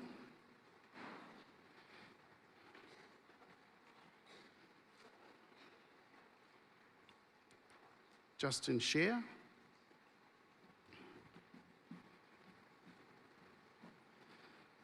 and Amira Somariva.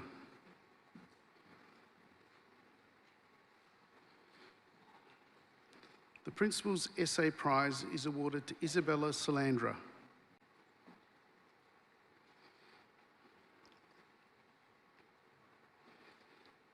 The Art Prize is presented to Isabella Lorendi.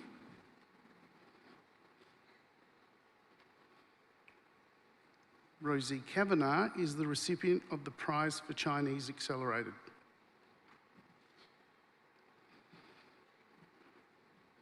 Amelie Piantadosi has been awarded the Drama Prize.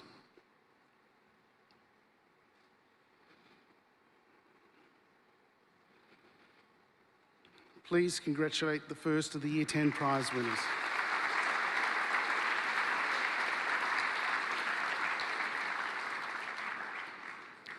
The Engineering Technology Prize is presented to Casey Hogman.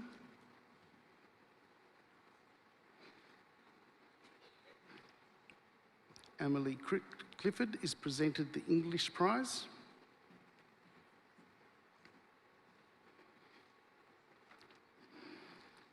Ethan Apolloni has been awarded the Essential English Prize.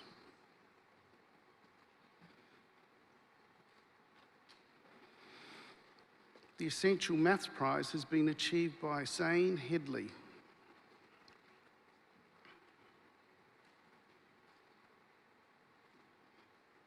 William Menzel is the recipient of Indonesian Accelerated Prize.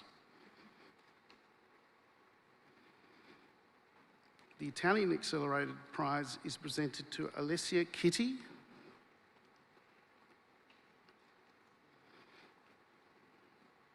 The Science Prize is presented to Austin Awadi.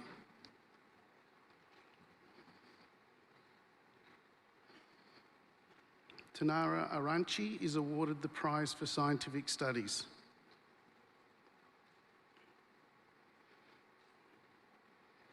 Please congratulate this group of Year 10 prize recipients.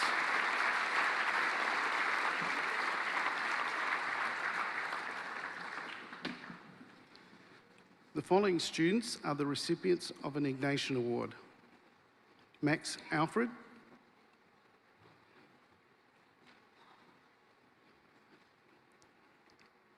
Lauren Wilson,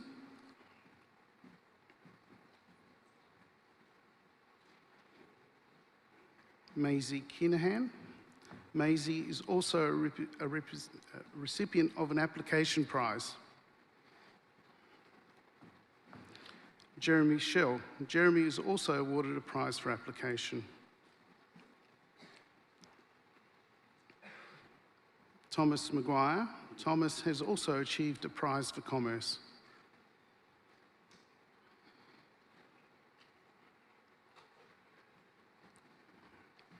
Please congratulate the Year 10 Ignatius Award winners.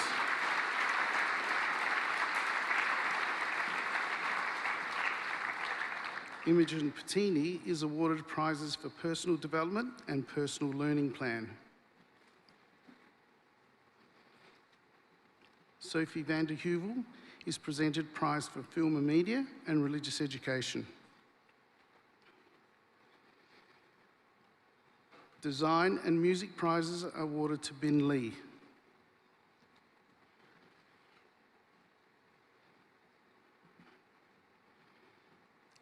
Please congratulate this group of Year 10 prize winners.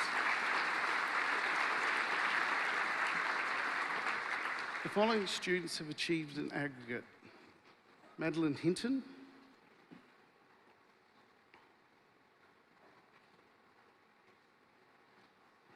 Maria Panino,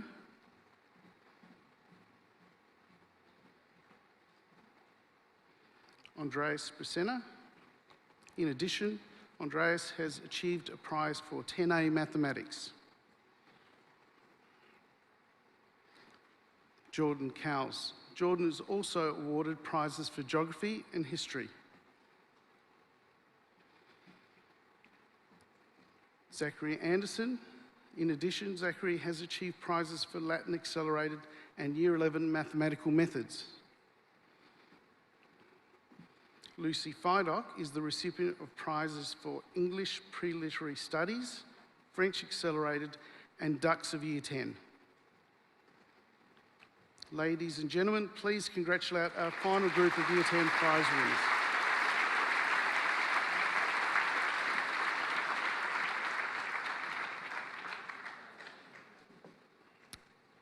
We now move on to the Year 11 prize winners. Application prizes are awarded to Wissam Aburis,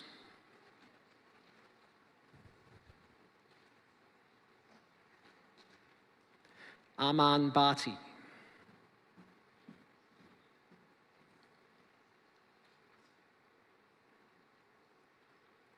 Isaiah Greco,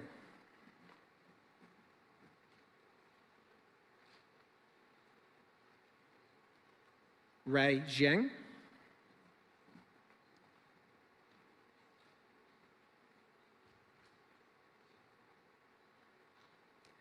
Damiano Pavia,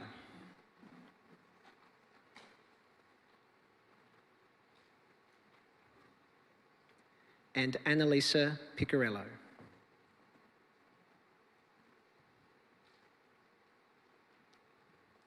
The recipient of the accounting prize is Alana De Rosa.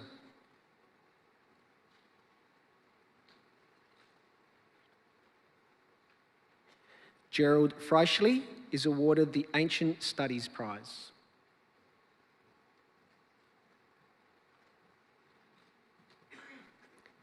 Please congratulate the first of our Year 11 prize winners.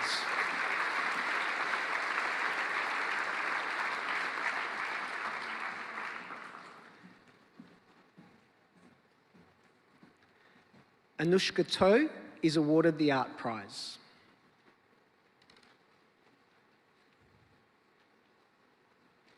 The prize for communication products is presented to Ryan Murphy.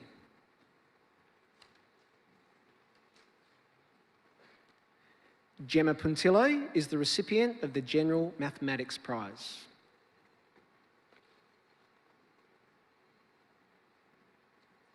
Carl Hodges is awarded the Modern History Prize.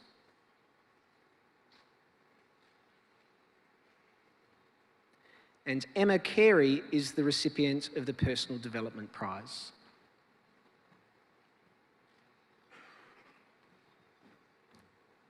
Please congratulate this group of Year 11 prize winners.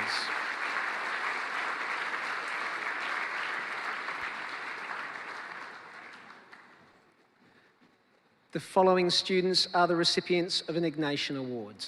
Lucas Bradley.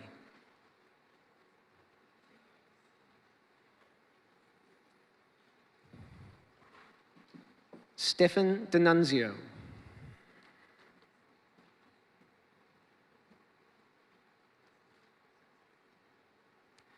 Stephanie Jersman.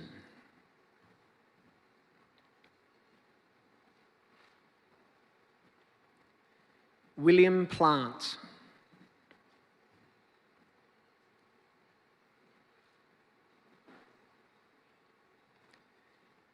And Erin Go.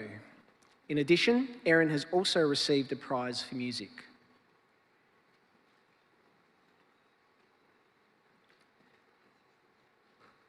Please congratulate the Year 11 Ignatian Award winners.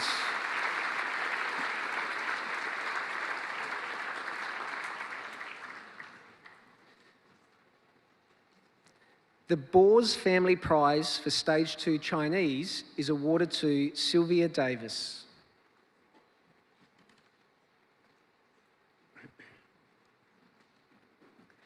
Prizes for Essential English and Essential Mathematics are presented to Dante Landolfi.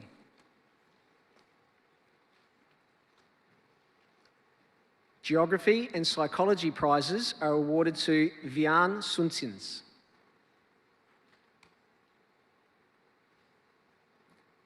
Jaslyn Strachey has achieved prizes for English and Stage 2 Indonesian.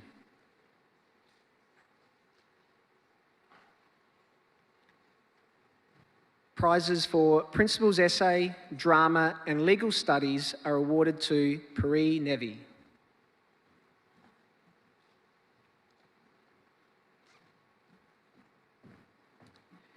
Bethany Rodder is the recipient of prizes for Engineering Technology, Scientific Studies and Stage 2 Ignatian Service and Hospitality.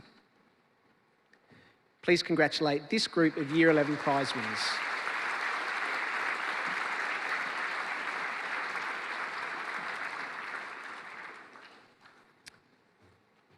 An aggregate prize is awarded to Michael Sedano. Michael is also the recipient of an Ignatian Award. Prizes for biology and aggregate, as well as the David Prince Prize for Stage 2 French, have been achieved by Ella Keats. Business innovation, chemistry, design and aggregate prizes are awarded to Maxwell Bizzato.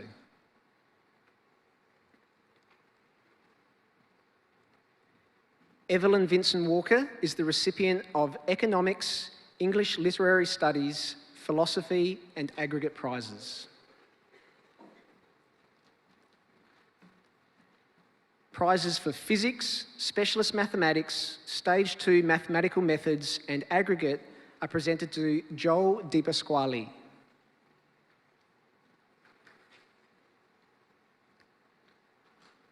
Antonia De Angelis is awarded prizes for Religion Studies, the Marziali Prize for Stage 2 Italian, an Ignatian Awards and Dux of Year 11.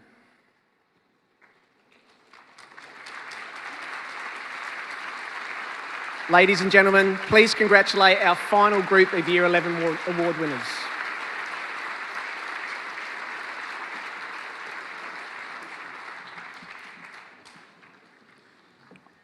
I now invite the Year 12 Coordinator, Mr. Remo Bogo, to join in the announcements of the recipients of Year 12 prizes.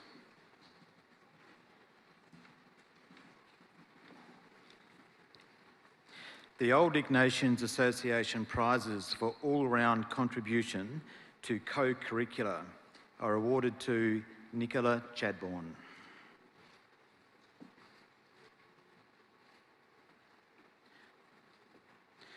Joshua Davis.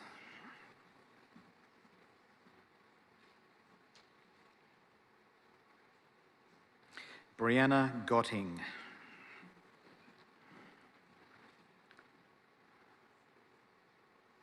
Georgia Moulds.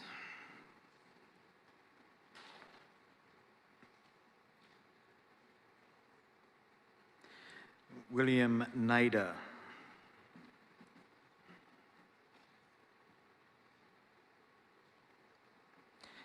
And Lauren Palumbo.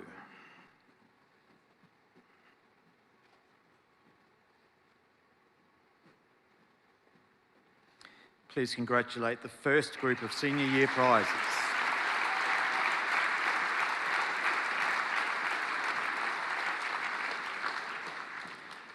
An award for application is presented to Xavier Fallow,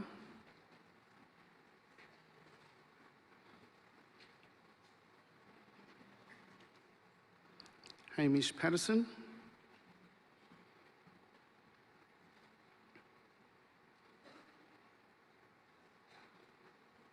Harrison Rice,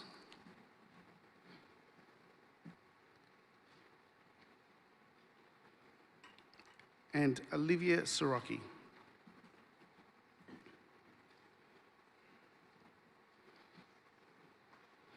Jackson Pawlowski is awarded the Digital Communication Solutions Prize.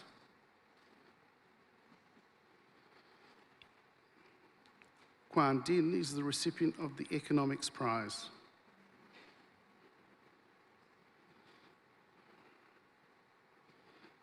Alessandro Bonomi is awarded the prize for Essential Mathematics.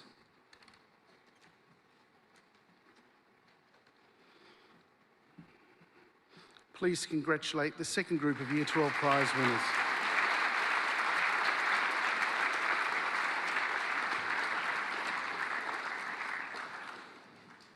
A prize for research project is awarded to Thomas Mayo.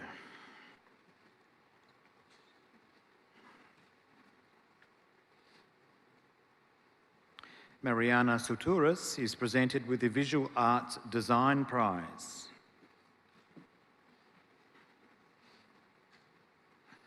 The recipient of the Vocational Education and Training Prize is Angelo Ventra.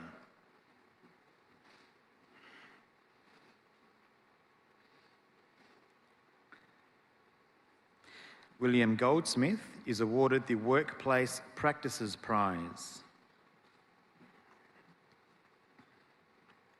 Ryan Ridgway is the recipient of the Australian Defence Force Future Innovators Award.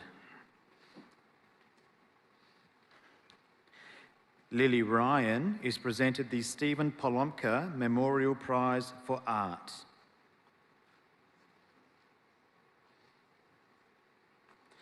The Griffin Family Prize for Mathematics is awarded to Mason Manning.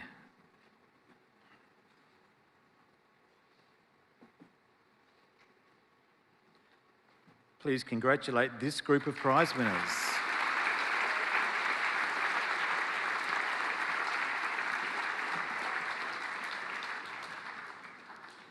The Old Ignatius Association Prize for all-round contribution to co-curricular and a prize for music are presented to Brendan Chong.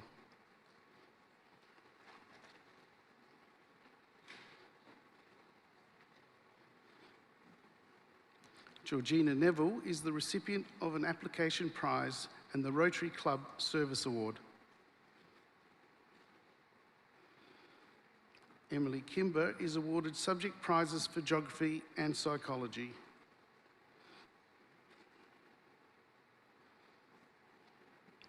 Isabella Larabina is the recipient of prizes for research project and visual arts art.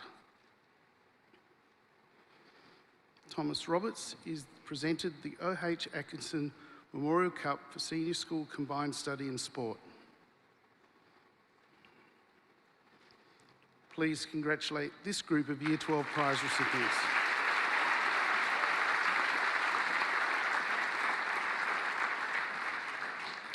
We now acknowledge the students who are recipients of the Brother Paul Khalil Memorial Prize for significant service and commitment to the college community. To be awarded this prize, students have displayed a real love of the college and an involvement in its activities. Students have also willingly displayed a sense of generosity and reflected the Ignatian ideal of being men and women for others. We acknowledge Lachlan Boots.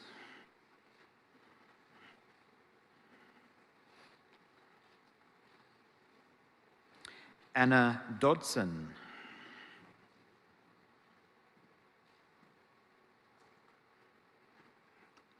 Carla Moffa.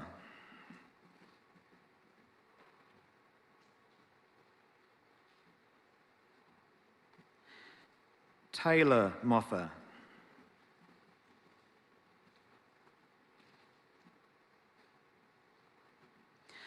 Damon Kohler. Damon is also the recipient of the Robotics and Electronic Prize. And Charlotte Curtis. In addition, Charlotte is presented the Prize for Health.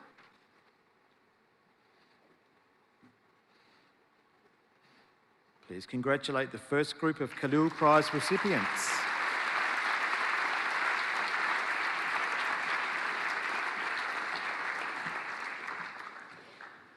The following students are also awarded the Brother Khalil Memorial Prize. Zen Ronaldo. Zen also receives a prize for Essential English. Liam Cates. Liam is also the recipient of the Australian Defence Force Long Tan Youth Award for Leadership and Service. James Perotta. As Captain of Xavier House and Vice Captain of the College, he accepts the House Swimming Perpetual Shield, the Peter Joseph Cup for House Athletics, and the Colour Cup for the overall House competition. Jack Sargent. Jack has also been awarded the Richard Flynn Memorial Prize for Performance Arts. Henry Schultz.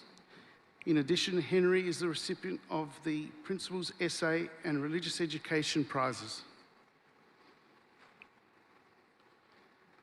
Kirsten Swee.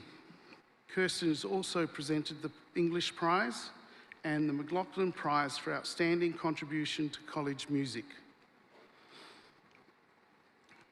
Please congratulate our final group of Khalil Prize recipients.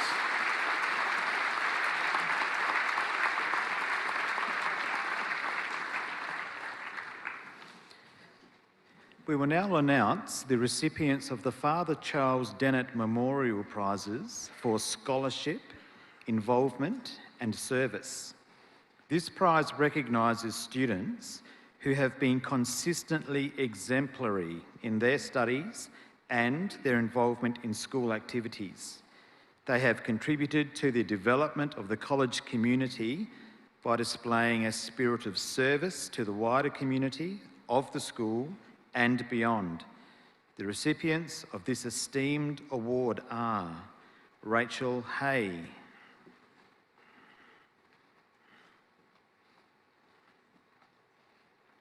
Stella Colgrave,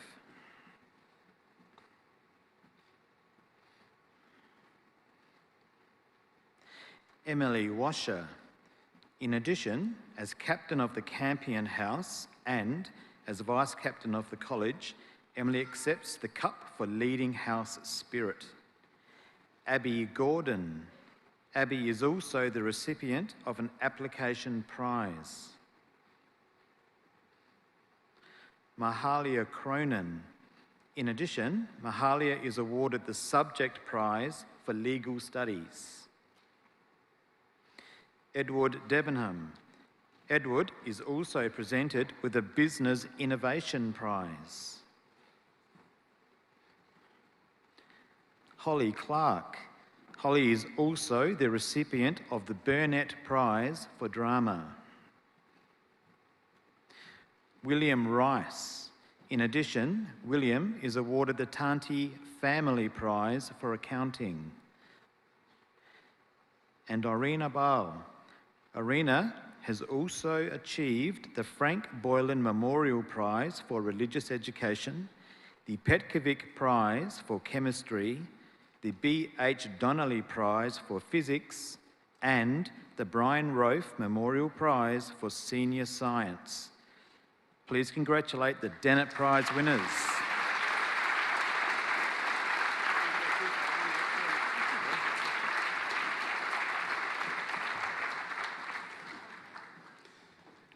An aggregate prize is presented to Jordan Ferraro.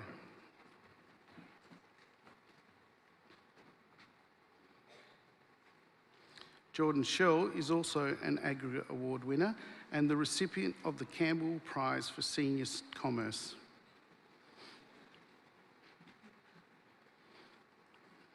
Talia Scipione is awarded an aggregate prize as well as subject prizes for general mathematics, physical education and research project. In addition, she's presented the O.H. Atkinson Memorial Cup for Senior School Combined Study and Sport. Ladies and gentlemen, please congratulate this group of prize recipients.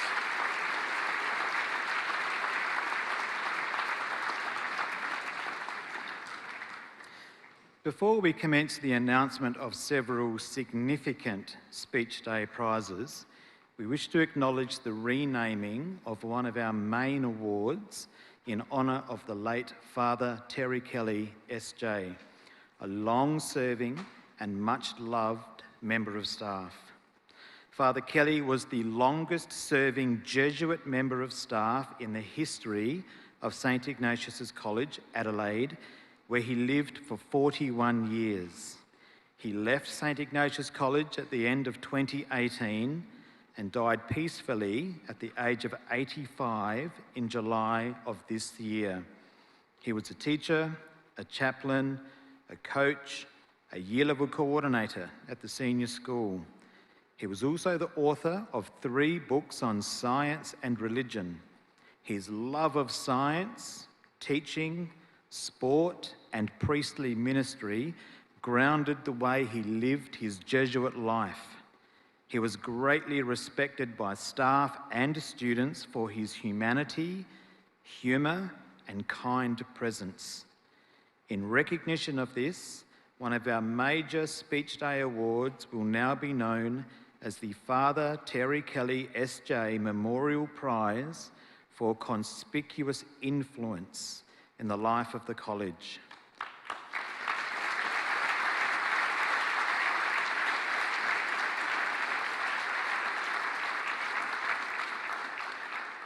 Our first special acknowledgement is for Alyssa Booth. Alyssa was appointed Captain of Liturgy, a Vice Captain of the College this time last year.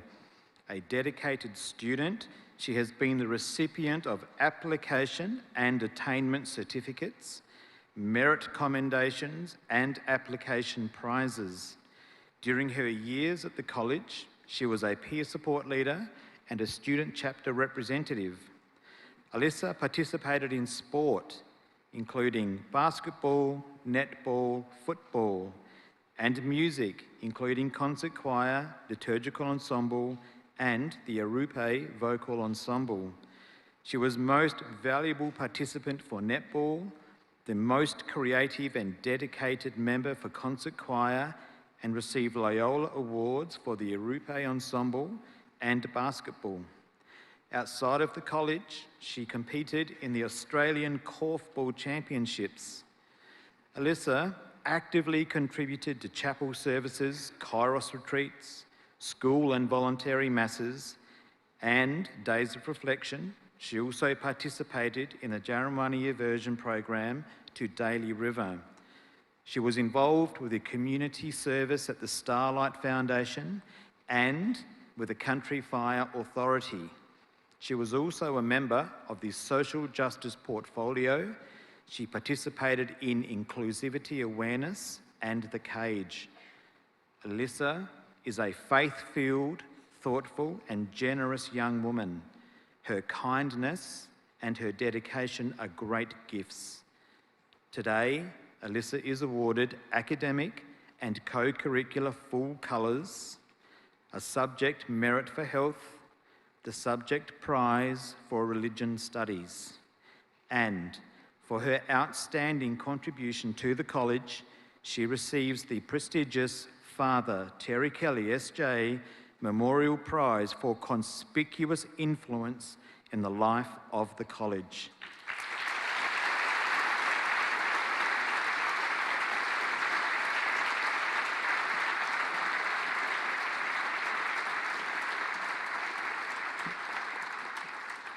Our next significant prize winner is Felix Kimber.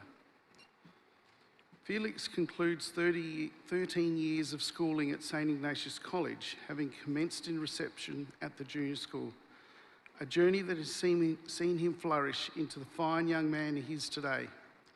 In his final year, he was appointed Captain of Social Justice and a Vice Captain of the college. Felix is an outstanding student. He has achieved numerous merits and subject prizes at previous speech days. He has a genuine love for learning with a special interest in history and ancient studies. He was a participant on an European cultural tour where he was able to nourish these interests. This year, he was a member of the college Senior A debating team, which won the state title. He was a member of the leadership group of the first 18 AFL side and played first 11 cricket. He also played water polo.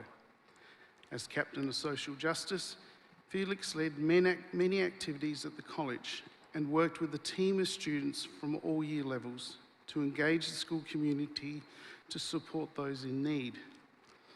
He joined the Darrenwani immersion to the Tiwi Islands. He engaged in community service at McKellar Stewart Kindergarten and Meals on Wheels. He was involved with 2 Kairos retreats and was actively involved in chapel services and days of reflection. Felix is an ethical, discerning and courageous young man. He is respectful and has concern for all. He has attained a high level of academic excellence and today is awarded academic full colours, subject merits for religious education, general mathematics and religious research project, the Remington Pine Memorial Prize for Ancient Studies, the F.P. Mullins Memorial Prize for English Literary Studies, the Murphy Prize for Modern History, the Jamie Cooper Memorial Prize for approximate, and in recognition of his significant service to the college, Felix also receives the Father Terry Kelly SJ Memorial Prize for conspicuous influence in the life of the college. Ladies and gentlemen, please join me in acknowledging Felix on his many outstanding achievements.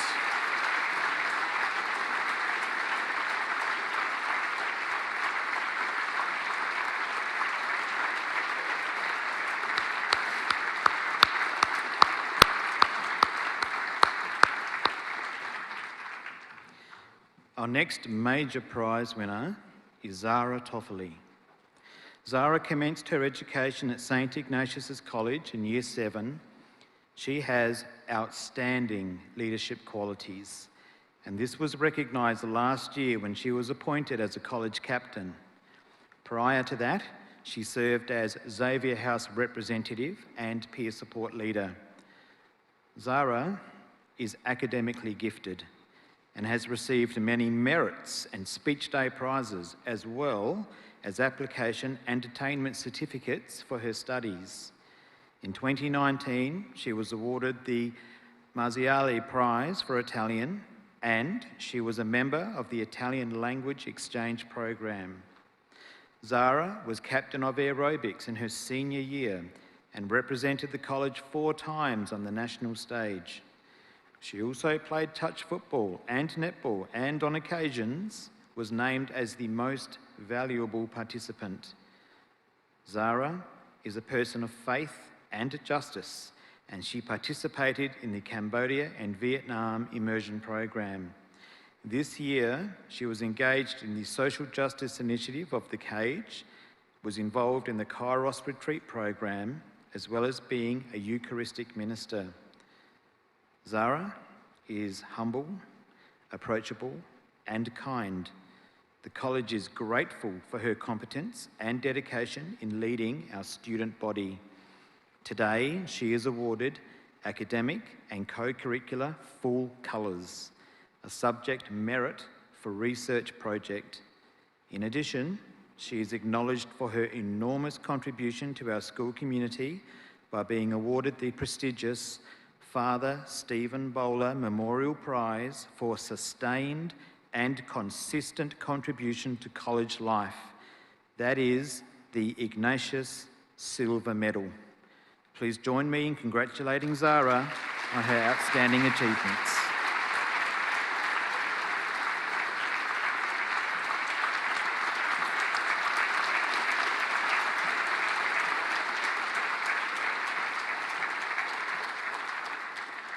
Our next major award recipient is Jasmine Doe. Jasmine commenced her education at St Ignatius College in Year 2. Throughout her schooling, she has obtained merits in many subjects and received speech day prizes for music, Chinese, principal's essay and aggregate.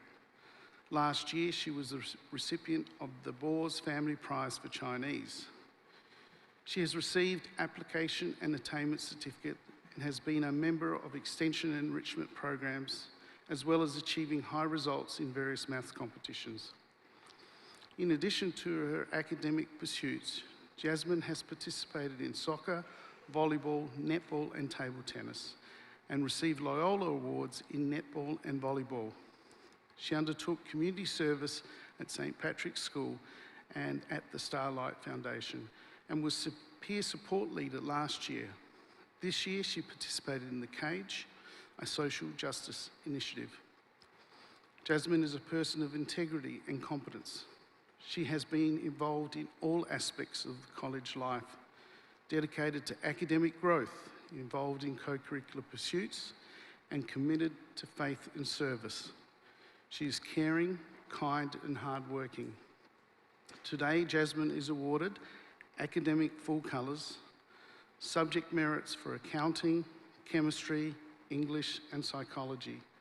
And in recognition of her great academic achievements this year, she's presented the Samuel Overton Memorial Prize for Ducks of the College.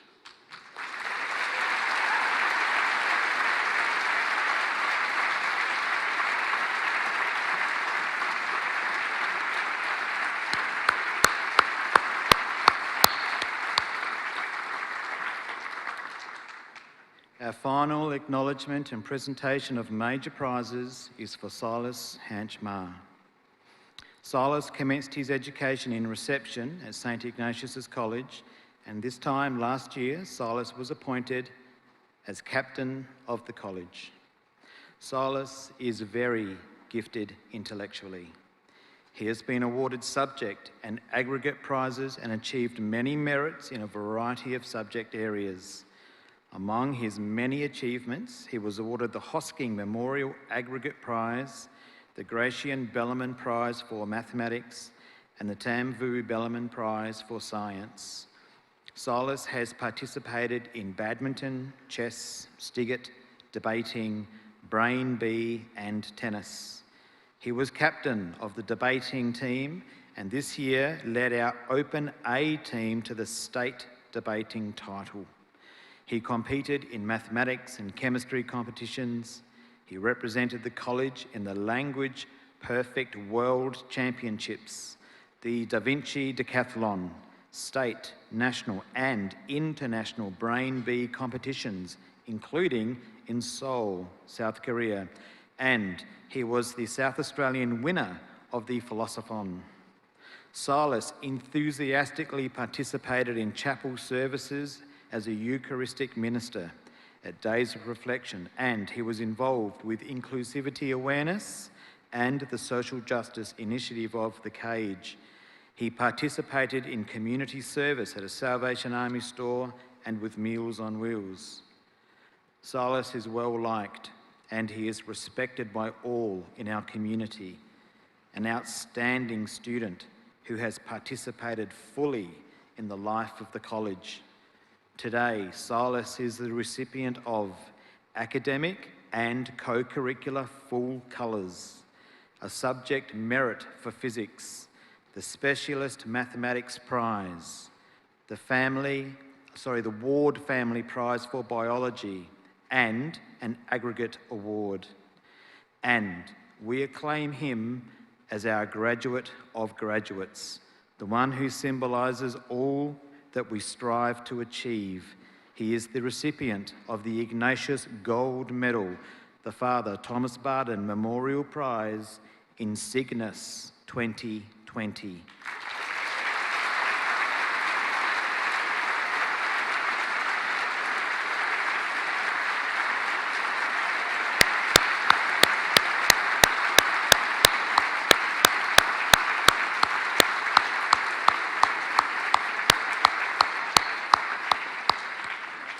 This concludes the presentation of our senior year prizes. Would you please join me in congratulating all our prize winners today?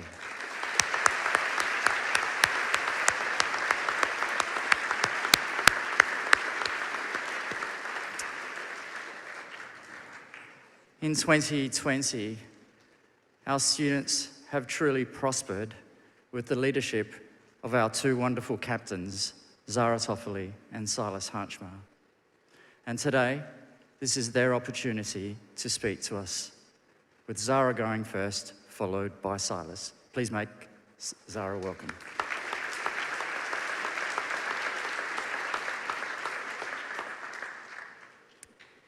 Good afternoon, Rector Father Hosking, guest speaker Helen Forde, Chair of College Board Professor Suzanne Lemire, Principal Mr Coffey, Head of Senior School Mr Donato, Head of Junior School Mr Boys, distinguished guests, families, staff and students. Can you recall the last time you faced an obstacle, something that really tested you? Whether that challenge was in your past or is something you are presently facing, it is important to recognise, as part of being human, we all come to face challenges in our lives. Experiences, challenges and achievements all play a vital role in our lives. They are all building blocks which create one's path to success and happiness. However, it is the obstacles that build our character, self-confidence and strength. No one has ever achieved anything without first being challenged. So to further understand this idea, we must acknowledge that life is one big opportunity for us to grow. And yes, I'm aware that that is a cliche, but in the Ignatian tradition, we must show gratitude for that very opportunity. So, to follow the advice of Shauna Nyquist, when life is sweet, we must say thank you and celebrate. And when life is bitter, we must say thank you and grow. Maya Angelou once said, "You may encounter many defeats, but you must not be defeated. In fact, it may be necessary to encounter the defeats so that you can know who you are, what you can rise from, and how you can still come out of it." However, with that said, it would be naive of me to think that we all tackle obstacles head-on with a positive mindset, completely open to change. I know that I definitely do not. More often than not, we are obstacle avoiders and go to great lengths to escape them. Put simply, we stick to our comfort zones. The most important thing I've learnt from my journey at Ignatius is the importance of stepping outside of your comfort zone in order to achieve something greater. Whether that be to contribute to a class discussion, embark on an immersion, or apply for leadership positions, once you've stepped outside of your comfort zone, you've already overcome your first obstacle. Therefore, whatever you achieve and learn from that point on can be reflected on as being done because you overcame that first challenge. Now, the secret to overcoming these obstacles isn't how big or small they are, but instead our reaction to them. Avoiding a challenge at all costs gets us no further along our path. If we wish to be present, to enjoy our journey and to grow, we must orient ourselves towards that obstacle. Once we acknowledge it, we're able to take steps to overcome it, and eventually we do. What was once difficult is now easier. What once frightened us now feels familiar. We can see that we have grown stronger, and we have greater confidence that we can grow even stronger still. Our obstacles become our stepping stones towards who we are called to be. To the remaining students, my advice to you is simple. Enjoy every moment. Appreciate your days at the college. Take advantage of every opportunity and learn from the obstacles, no matter their size, that come your way, and they undoubtedly will. Finally, to the class of 2020. Here we are. Over the years, we've overcome our own obstacles together, whether these be tests and assignments that felt as though they were made for us to fail, lessons and terms that dragged on with no holidays in sight, or perhaps, arguably, our biggest obstacle of all, completing our final year together amidst a global pandemic. I don't think many people before us can relate to that idea. Despite all these challenges, we've grown and learnt to appreciate the journey, to look on the brighter side, and to think outside of the box so that we can still achieve what we are called to. Staring out among you all now, I honestly see the future. And while that may scare many of our parents, I feel a sense of relief as I know that each and every one of you, whatever direction you decide to take, will go with all your heart. So I'd like to leave you all today with Murphy's Law. This idea that anything that can go wrong will go wrong at the worst possible time, all of the time when you least expect it. So this law begs the question, when you reach your next obstacle, how will you respond?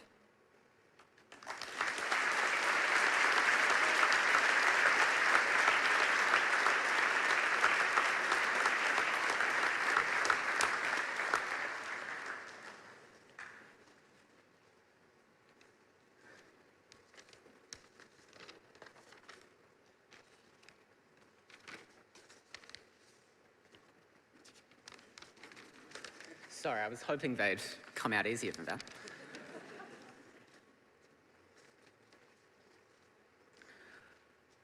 Good afternoon, Rector Father Hosking, special guest Helen Forde, Head of the Board, Professor Susan Lemire, Principal Mr. Coffey, Head of Senior School Mr. Donato, Head of Junior School Mr. Boys, families, friends, staff and students.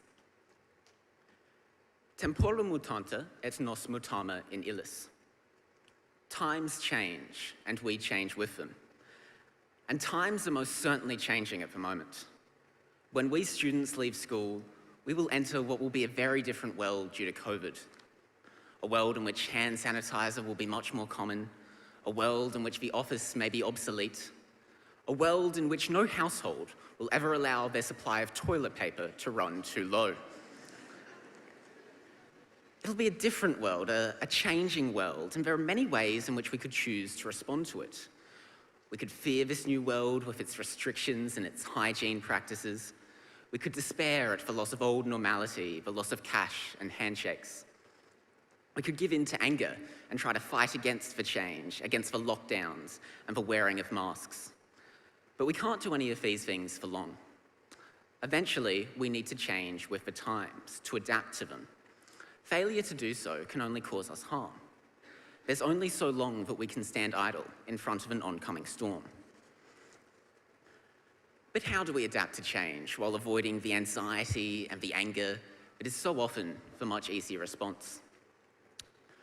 Reflecting on all that we've had to adapt to throughout this year, I've been reminded of the words of Mother Teresa when she said, "I can do things you cannot, you can do things I cannot. Together, we can do great things." Each of you sitting in this room and everyone watching today has a unique set of talents and abilities. On their own, these may not be enough to overcome the challenges that come with change. However, when we remember that everyone around us also has gifts and talents with which we can combine our own, there is little that we cannot achieve. Together, this year, senior leaders and other students have worked to run initiatives to respond to our changing times, from raising funds to help with bushfire relief to educating our community about the importance of supporting the LGBTQIA+ community. Together, we, as South Australians, by staying home and practicing good hygiene, managed to stop the spread of COVID in our state. A feat that couldn't have occurred if we weren't all involved in thinking of one another. Together, we can adapt to change. Together, we can do great things. It's also quite easy to see change as loss, to mourn what it's taking from us as opposed to what it's giving us, which I think is why it's so important to be mindful of our own perspectives. Change rarely affects why we do things, mainly how we achieve them. And surely our goals are more important than how we reach them. If we forget this, however, if we lose sight of why we're doing something and become too attached to how we're doing it, it's very easy to see change as loss. But there are many paths that lead to the same destination. And if we keep that destination in sight, then we realize that we can quite easily step onto a different path to reach it. I quite liked Ignatius's words when he said that we should live with one foot raised. This idea that we should always be ready to step onto a different path if it provides surer footing or a more direct route to our destination. Being able to cultivate this mindset, while by no means easy, can be quite liberating. I think it's something that we've done very well this year, realizing that COVID need not stop us from learning, nor having events like Speech Day, nor for the class of 2020, from celebrating our final school year. While we've had to tread a different path, we've still arrived at the same destination. Yes, change can be scary, whether it be changing year levels, leaving school, or something bigger. The unknown that comes with change can quite rightfully cause us some degree of trepidation. It's something that I certainly feel when thinking about leaving school and going out into a new, changing world. But change is such a natural part of life. To quote Doctor Who, we're all different people, all through our lives. That's because we're all constantly changing. I'm certainly a very different person to the boy who started school here 13 years ago. Such a natural part of life as change should be accepted, not feared. And as we've seen this year, it can be. If we work together and keep one foot raised, we need not fear change when it comes. We can embrace it.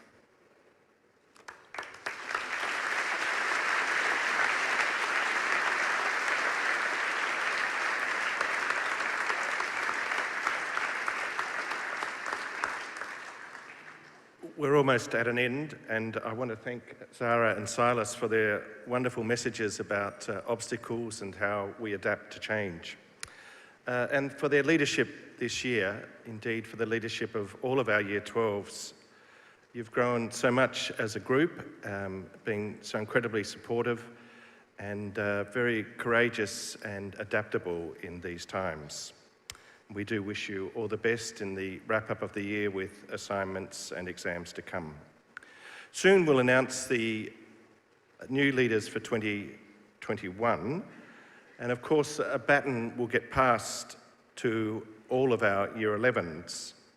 Indeed, all of us, whether we're in reception or Year 12, are encouraged to exercise a special sort of leadership in the pattern of Jesus, a servant leader, to form community together. Thanks to everyone who's helped us adapt to our Speech Day celebrations. This beautiful venue at Influences has been a wonderful experience for us. It's probably not as intimate in front of computer screens or in the Cranawita Hall or other places, but we do have a special salute for those who have watched from screens elsewhere. Before I say a few words myself, I would like to thank our guest of honour today, and could I invite Violet and Plato to come forward and just stand beside me. Thank you to Helen Forde for inviting us into a shared journey to bring about change in the world, a journey to promote the dignity of all people and to empower others to live life to the full. Helen gave us many helpful messages today. Have courage to hold on to big childhood dreams and work hard to achieve them. Opportunities come in unexpected ways, and do your best to respond and respond well. Teachers' opinions affect confidence, and we can become free of judgments that limit us. Sometimes we must listen to the voice that says, take a risk and fly to Cambodia. And above all, find what you love, and you will inspire and awaken the hearts of others. Now, Plato and Violet will present a thank you gift to Helen.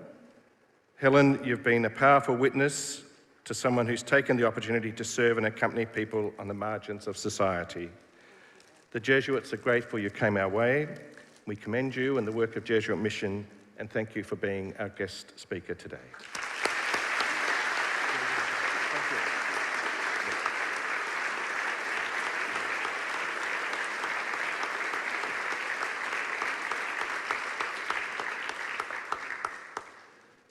Just a few final words. Mr. Coffey spoke about many things, and as he's done for 25 years at St. Ignatius, has left us with inspiring messages to take heart, to take root, to take into the world.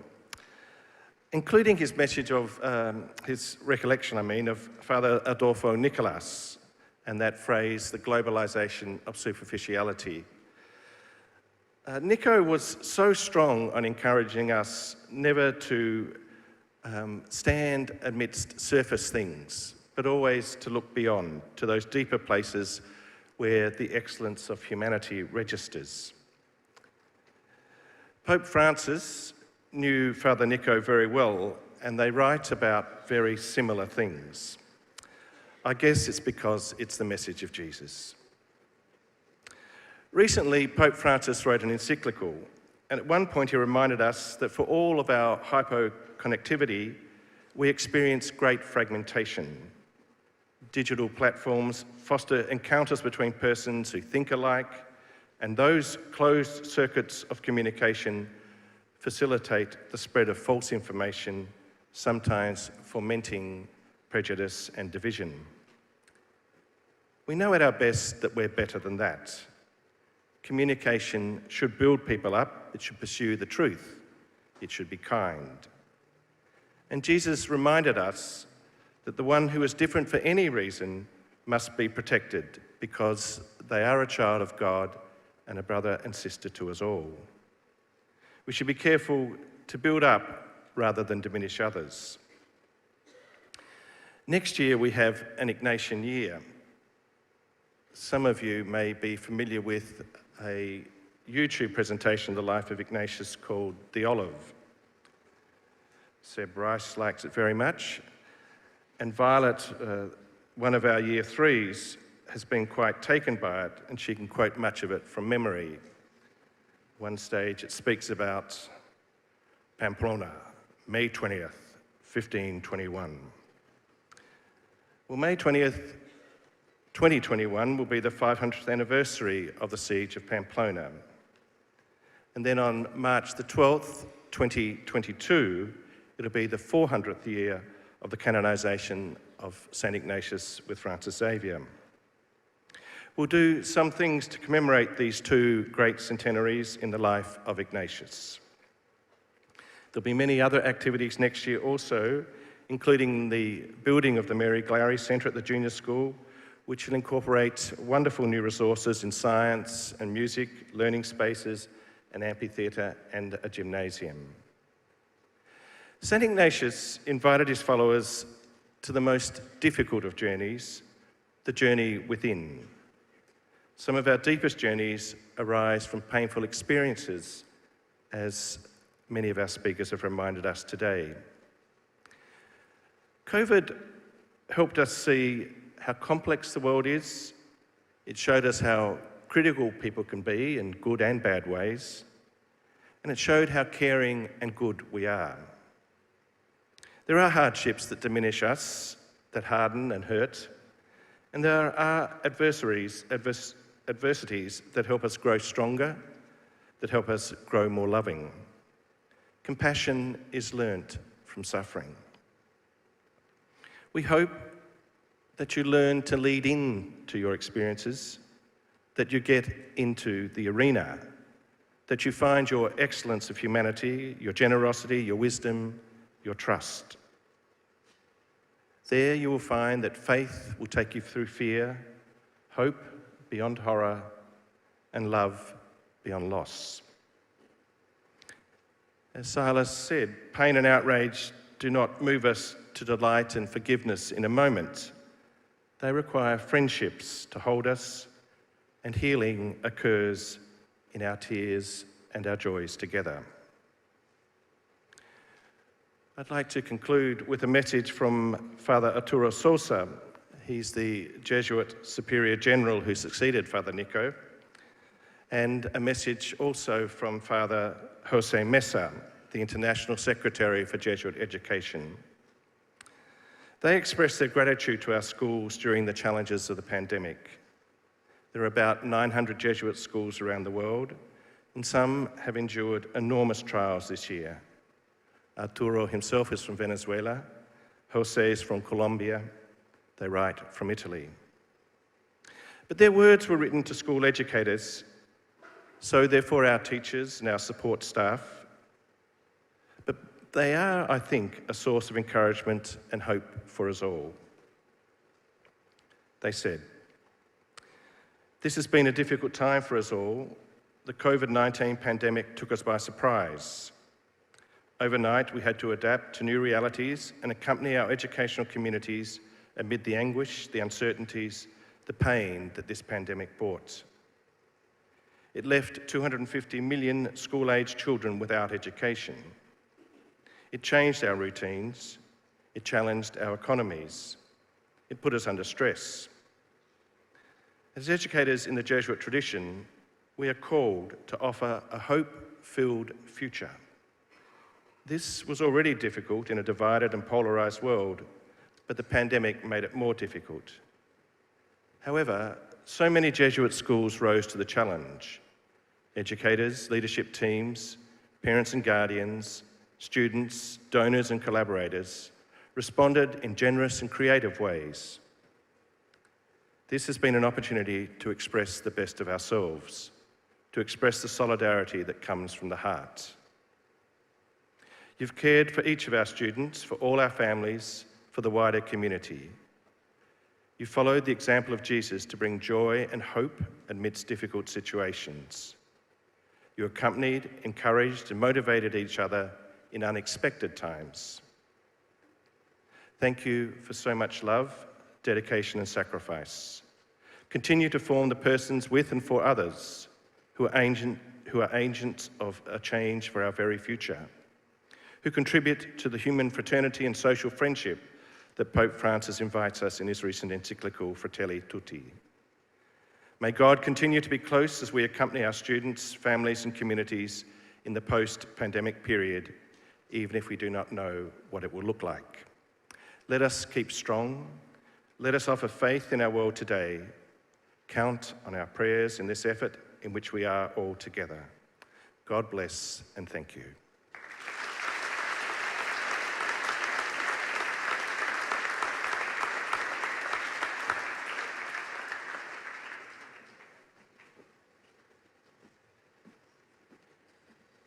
And so to conclude proceedings today, I'd like to take this opportunity to announce our incoming student leaders for 2021. The torch goes from the class of 2020 to the class of 2021. I'd like to thank all those students in Year 11 this year who offered themselves for service, and that is all you can do, is to offer yourself for service. So for all those students who did that, they got outside their comfort zone and they took a chance, a leap of faith, and I'd like to thank all those students who did so. I'd also like to thank the entire Year 11 cohort for providing such clear feedback on who you see as the leaders in your group. So I'm going to call out student names in alphabetical order. I'd ask that you just come up to the stage and stand in front of this step, and then I'll announce some positions. So the student leaders for 2021 include Carl Apolloni, Lucinda Bailey, Lucas Bradley, Max Basato, Emma Carey, Jackson Centenera, Stefan D'Annunzio, Sylvia Davis, Antonia De Angelis, Joel Di Pasquale, Gerald Freislich, Erin Goh, Alex Hinton, Carl Hodges, Molly Ingram, Ella Keats, Stephanie Jersman, Mara Koutsaridis, Pari Nevi, Maddie Nowak, Ben O'Connor, Michael Sedano, Evelyn Vincent Walker, Eddie Ward, and Harry Whitford.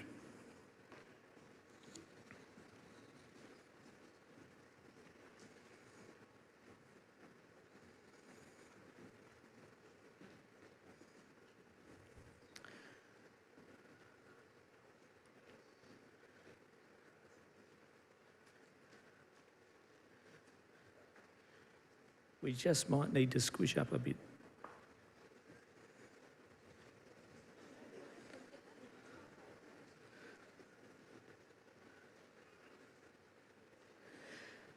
When I call your name, could you please take a clear step forward so people can identify you and the role that you've been appointed to?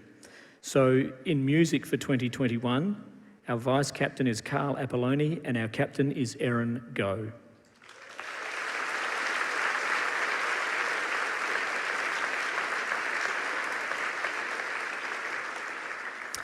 In drama for 2021, our Vice Captain is Pari Nevi and our Captain is Eddie Ward.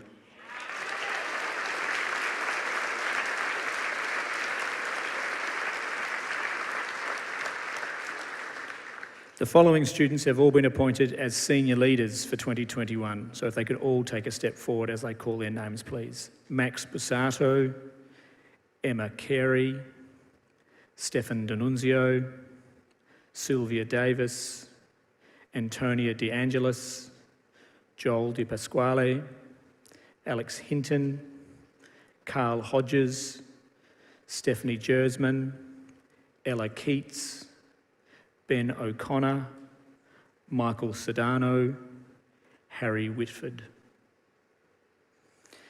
We have a college executive of 8 students. These 6 students are all vice captains of the college and captains of specific area. Our captain for liturgy this year is Gerald Freislich. Our captain for social justice is Maddie Noack. Our house captain for Campion is Jackson Centenera. Our house captain for Cosca is Molly Ingram. Our house captain for Regis is Mara Koutsaridis. And our house captain for Xavier is Lucinda Bailey, which, if I've done my maths correctly, means that our 2 college captains are Lucas Bradley and Evelyn Vincent Walker.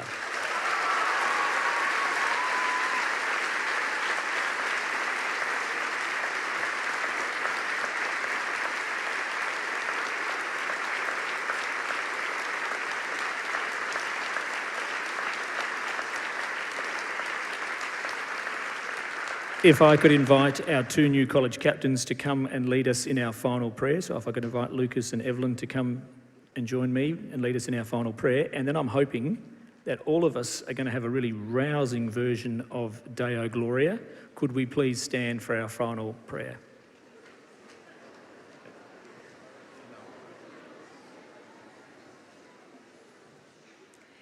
In the name of the Father, Son, Holy Spirit. Lord Jesus, mind's thought, heart's core, body's breath, soul of my soul, to you we pray. Motion of my moving, move in me. Quiet in my resting, rest in me. Word of my speaking, speak in me. Joy of my gladness, rejoice in me. Sorrow in my sadness, weep in me. Self of my own self, live in me. In me, have your being. Let us now pray together the prayer of Ignatius. Dearest Lord, teach me to be generous. Teach me to serve as you deserve, to give and not to count the cost, to fight, not to heed the wounds, to toil and not to seek for rest, to labour and not to ask for reward, save that of knowing I do your holy will. Saint Ignatius, in the name of the Father, Son, Holy Spirit. Amen.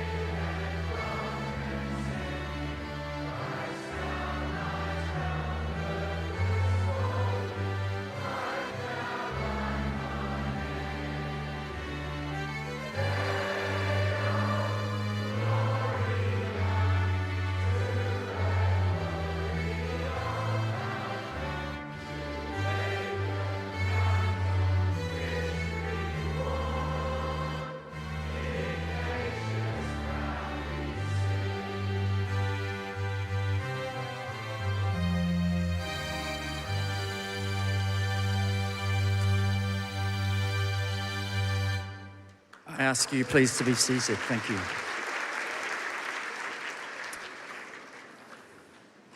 As our senior leaders for 2021 depart to have their photos taken as senior leaders for the very first time, I'd also like to take this opportunity to thank you all, and very much our communities at Athelston and Nord enjoying Speech Day in a very different way.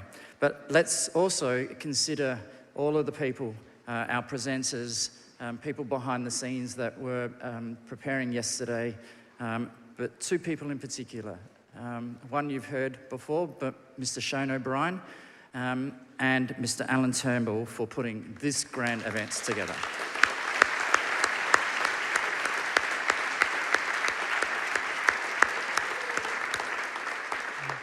We also like to acknowledge the staff here at Influencers who have been amazing in supporting us in a very unique event, but a very special day, in enabling us to join as a community for the very first time with parents and students together. We are 2 minutes ahead of schedule, not too bad, especially for our junior school students who are going to depart. So I need to ask of your assistance and remain seated while we ask our students from the junior school to depart with their staff through the side exit. So if I'd ask you just to remain seated for 1 minute longer.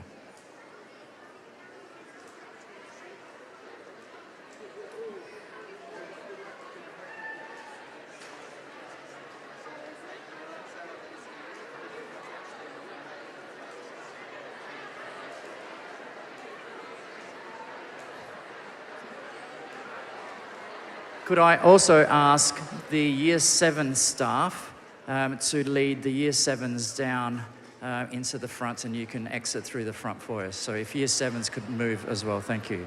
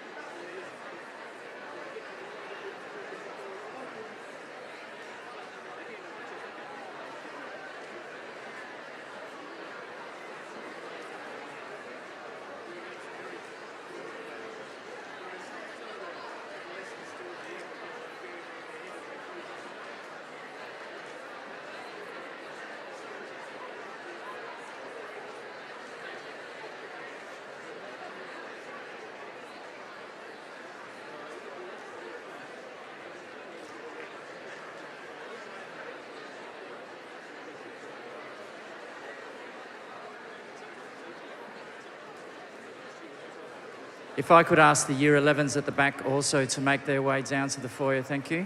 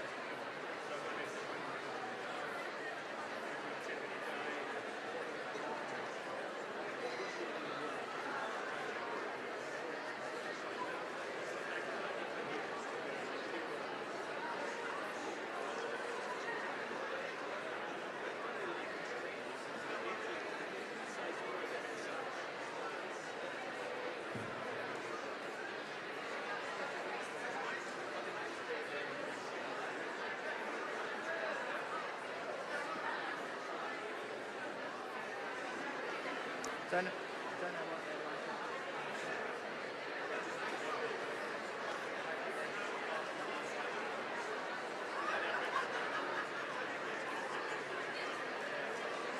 Okay. If our senior school prize winners not including Year 12s. So years 7 to 11, and the students here, if you could leave through the front as well, thank you.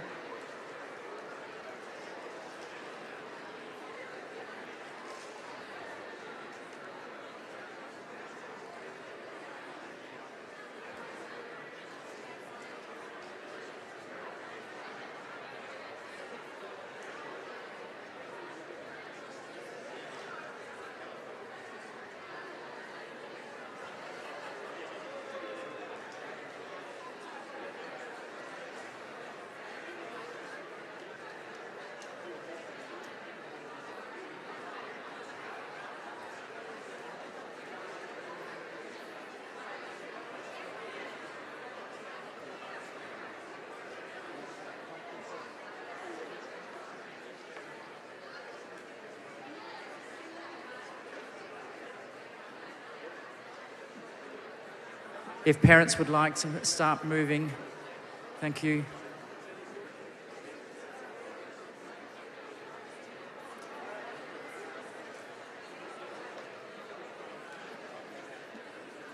And due to COVID regulations, the venue does ask for us to leave fairly promptly and not to gather in large groups in the foyer. So unfortunately, we'll have to leave. I just ask the Year 12s just to stay for a bit longer.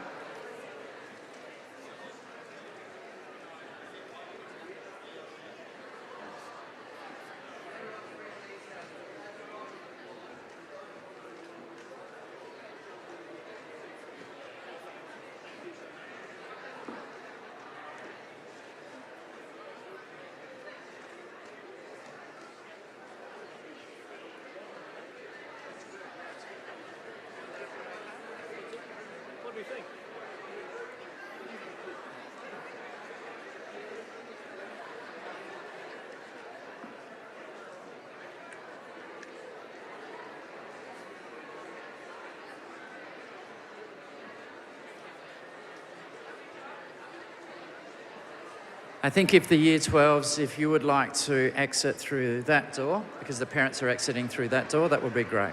Have a great day, and we might see some of you back.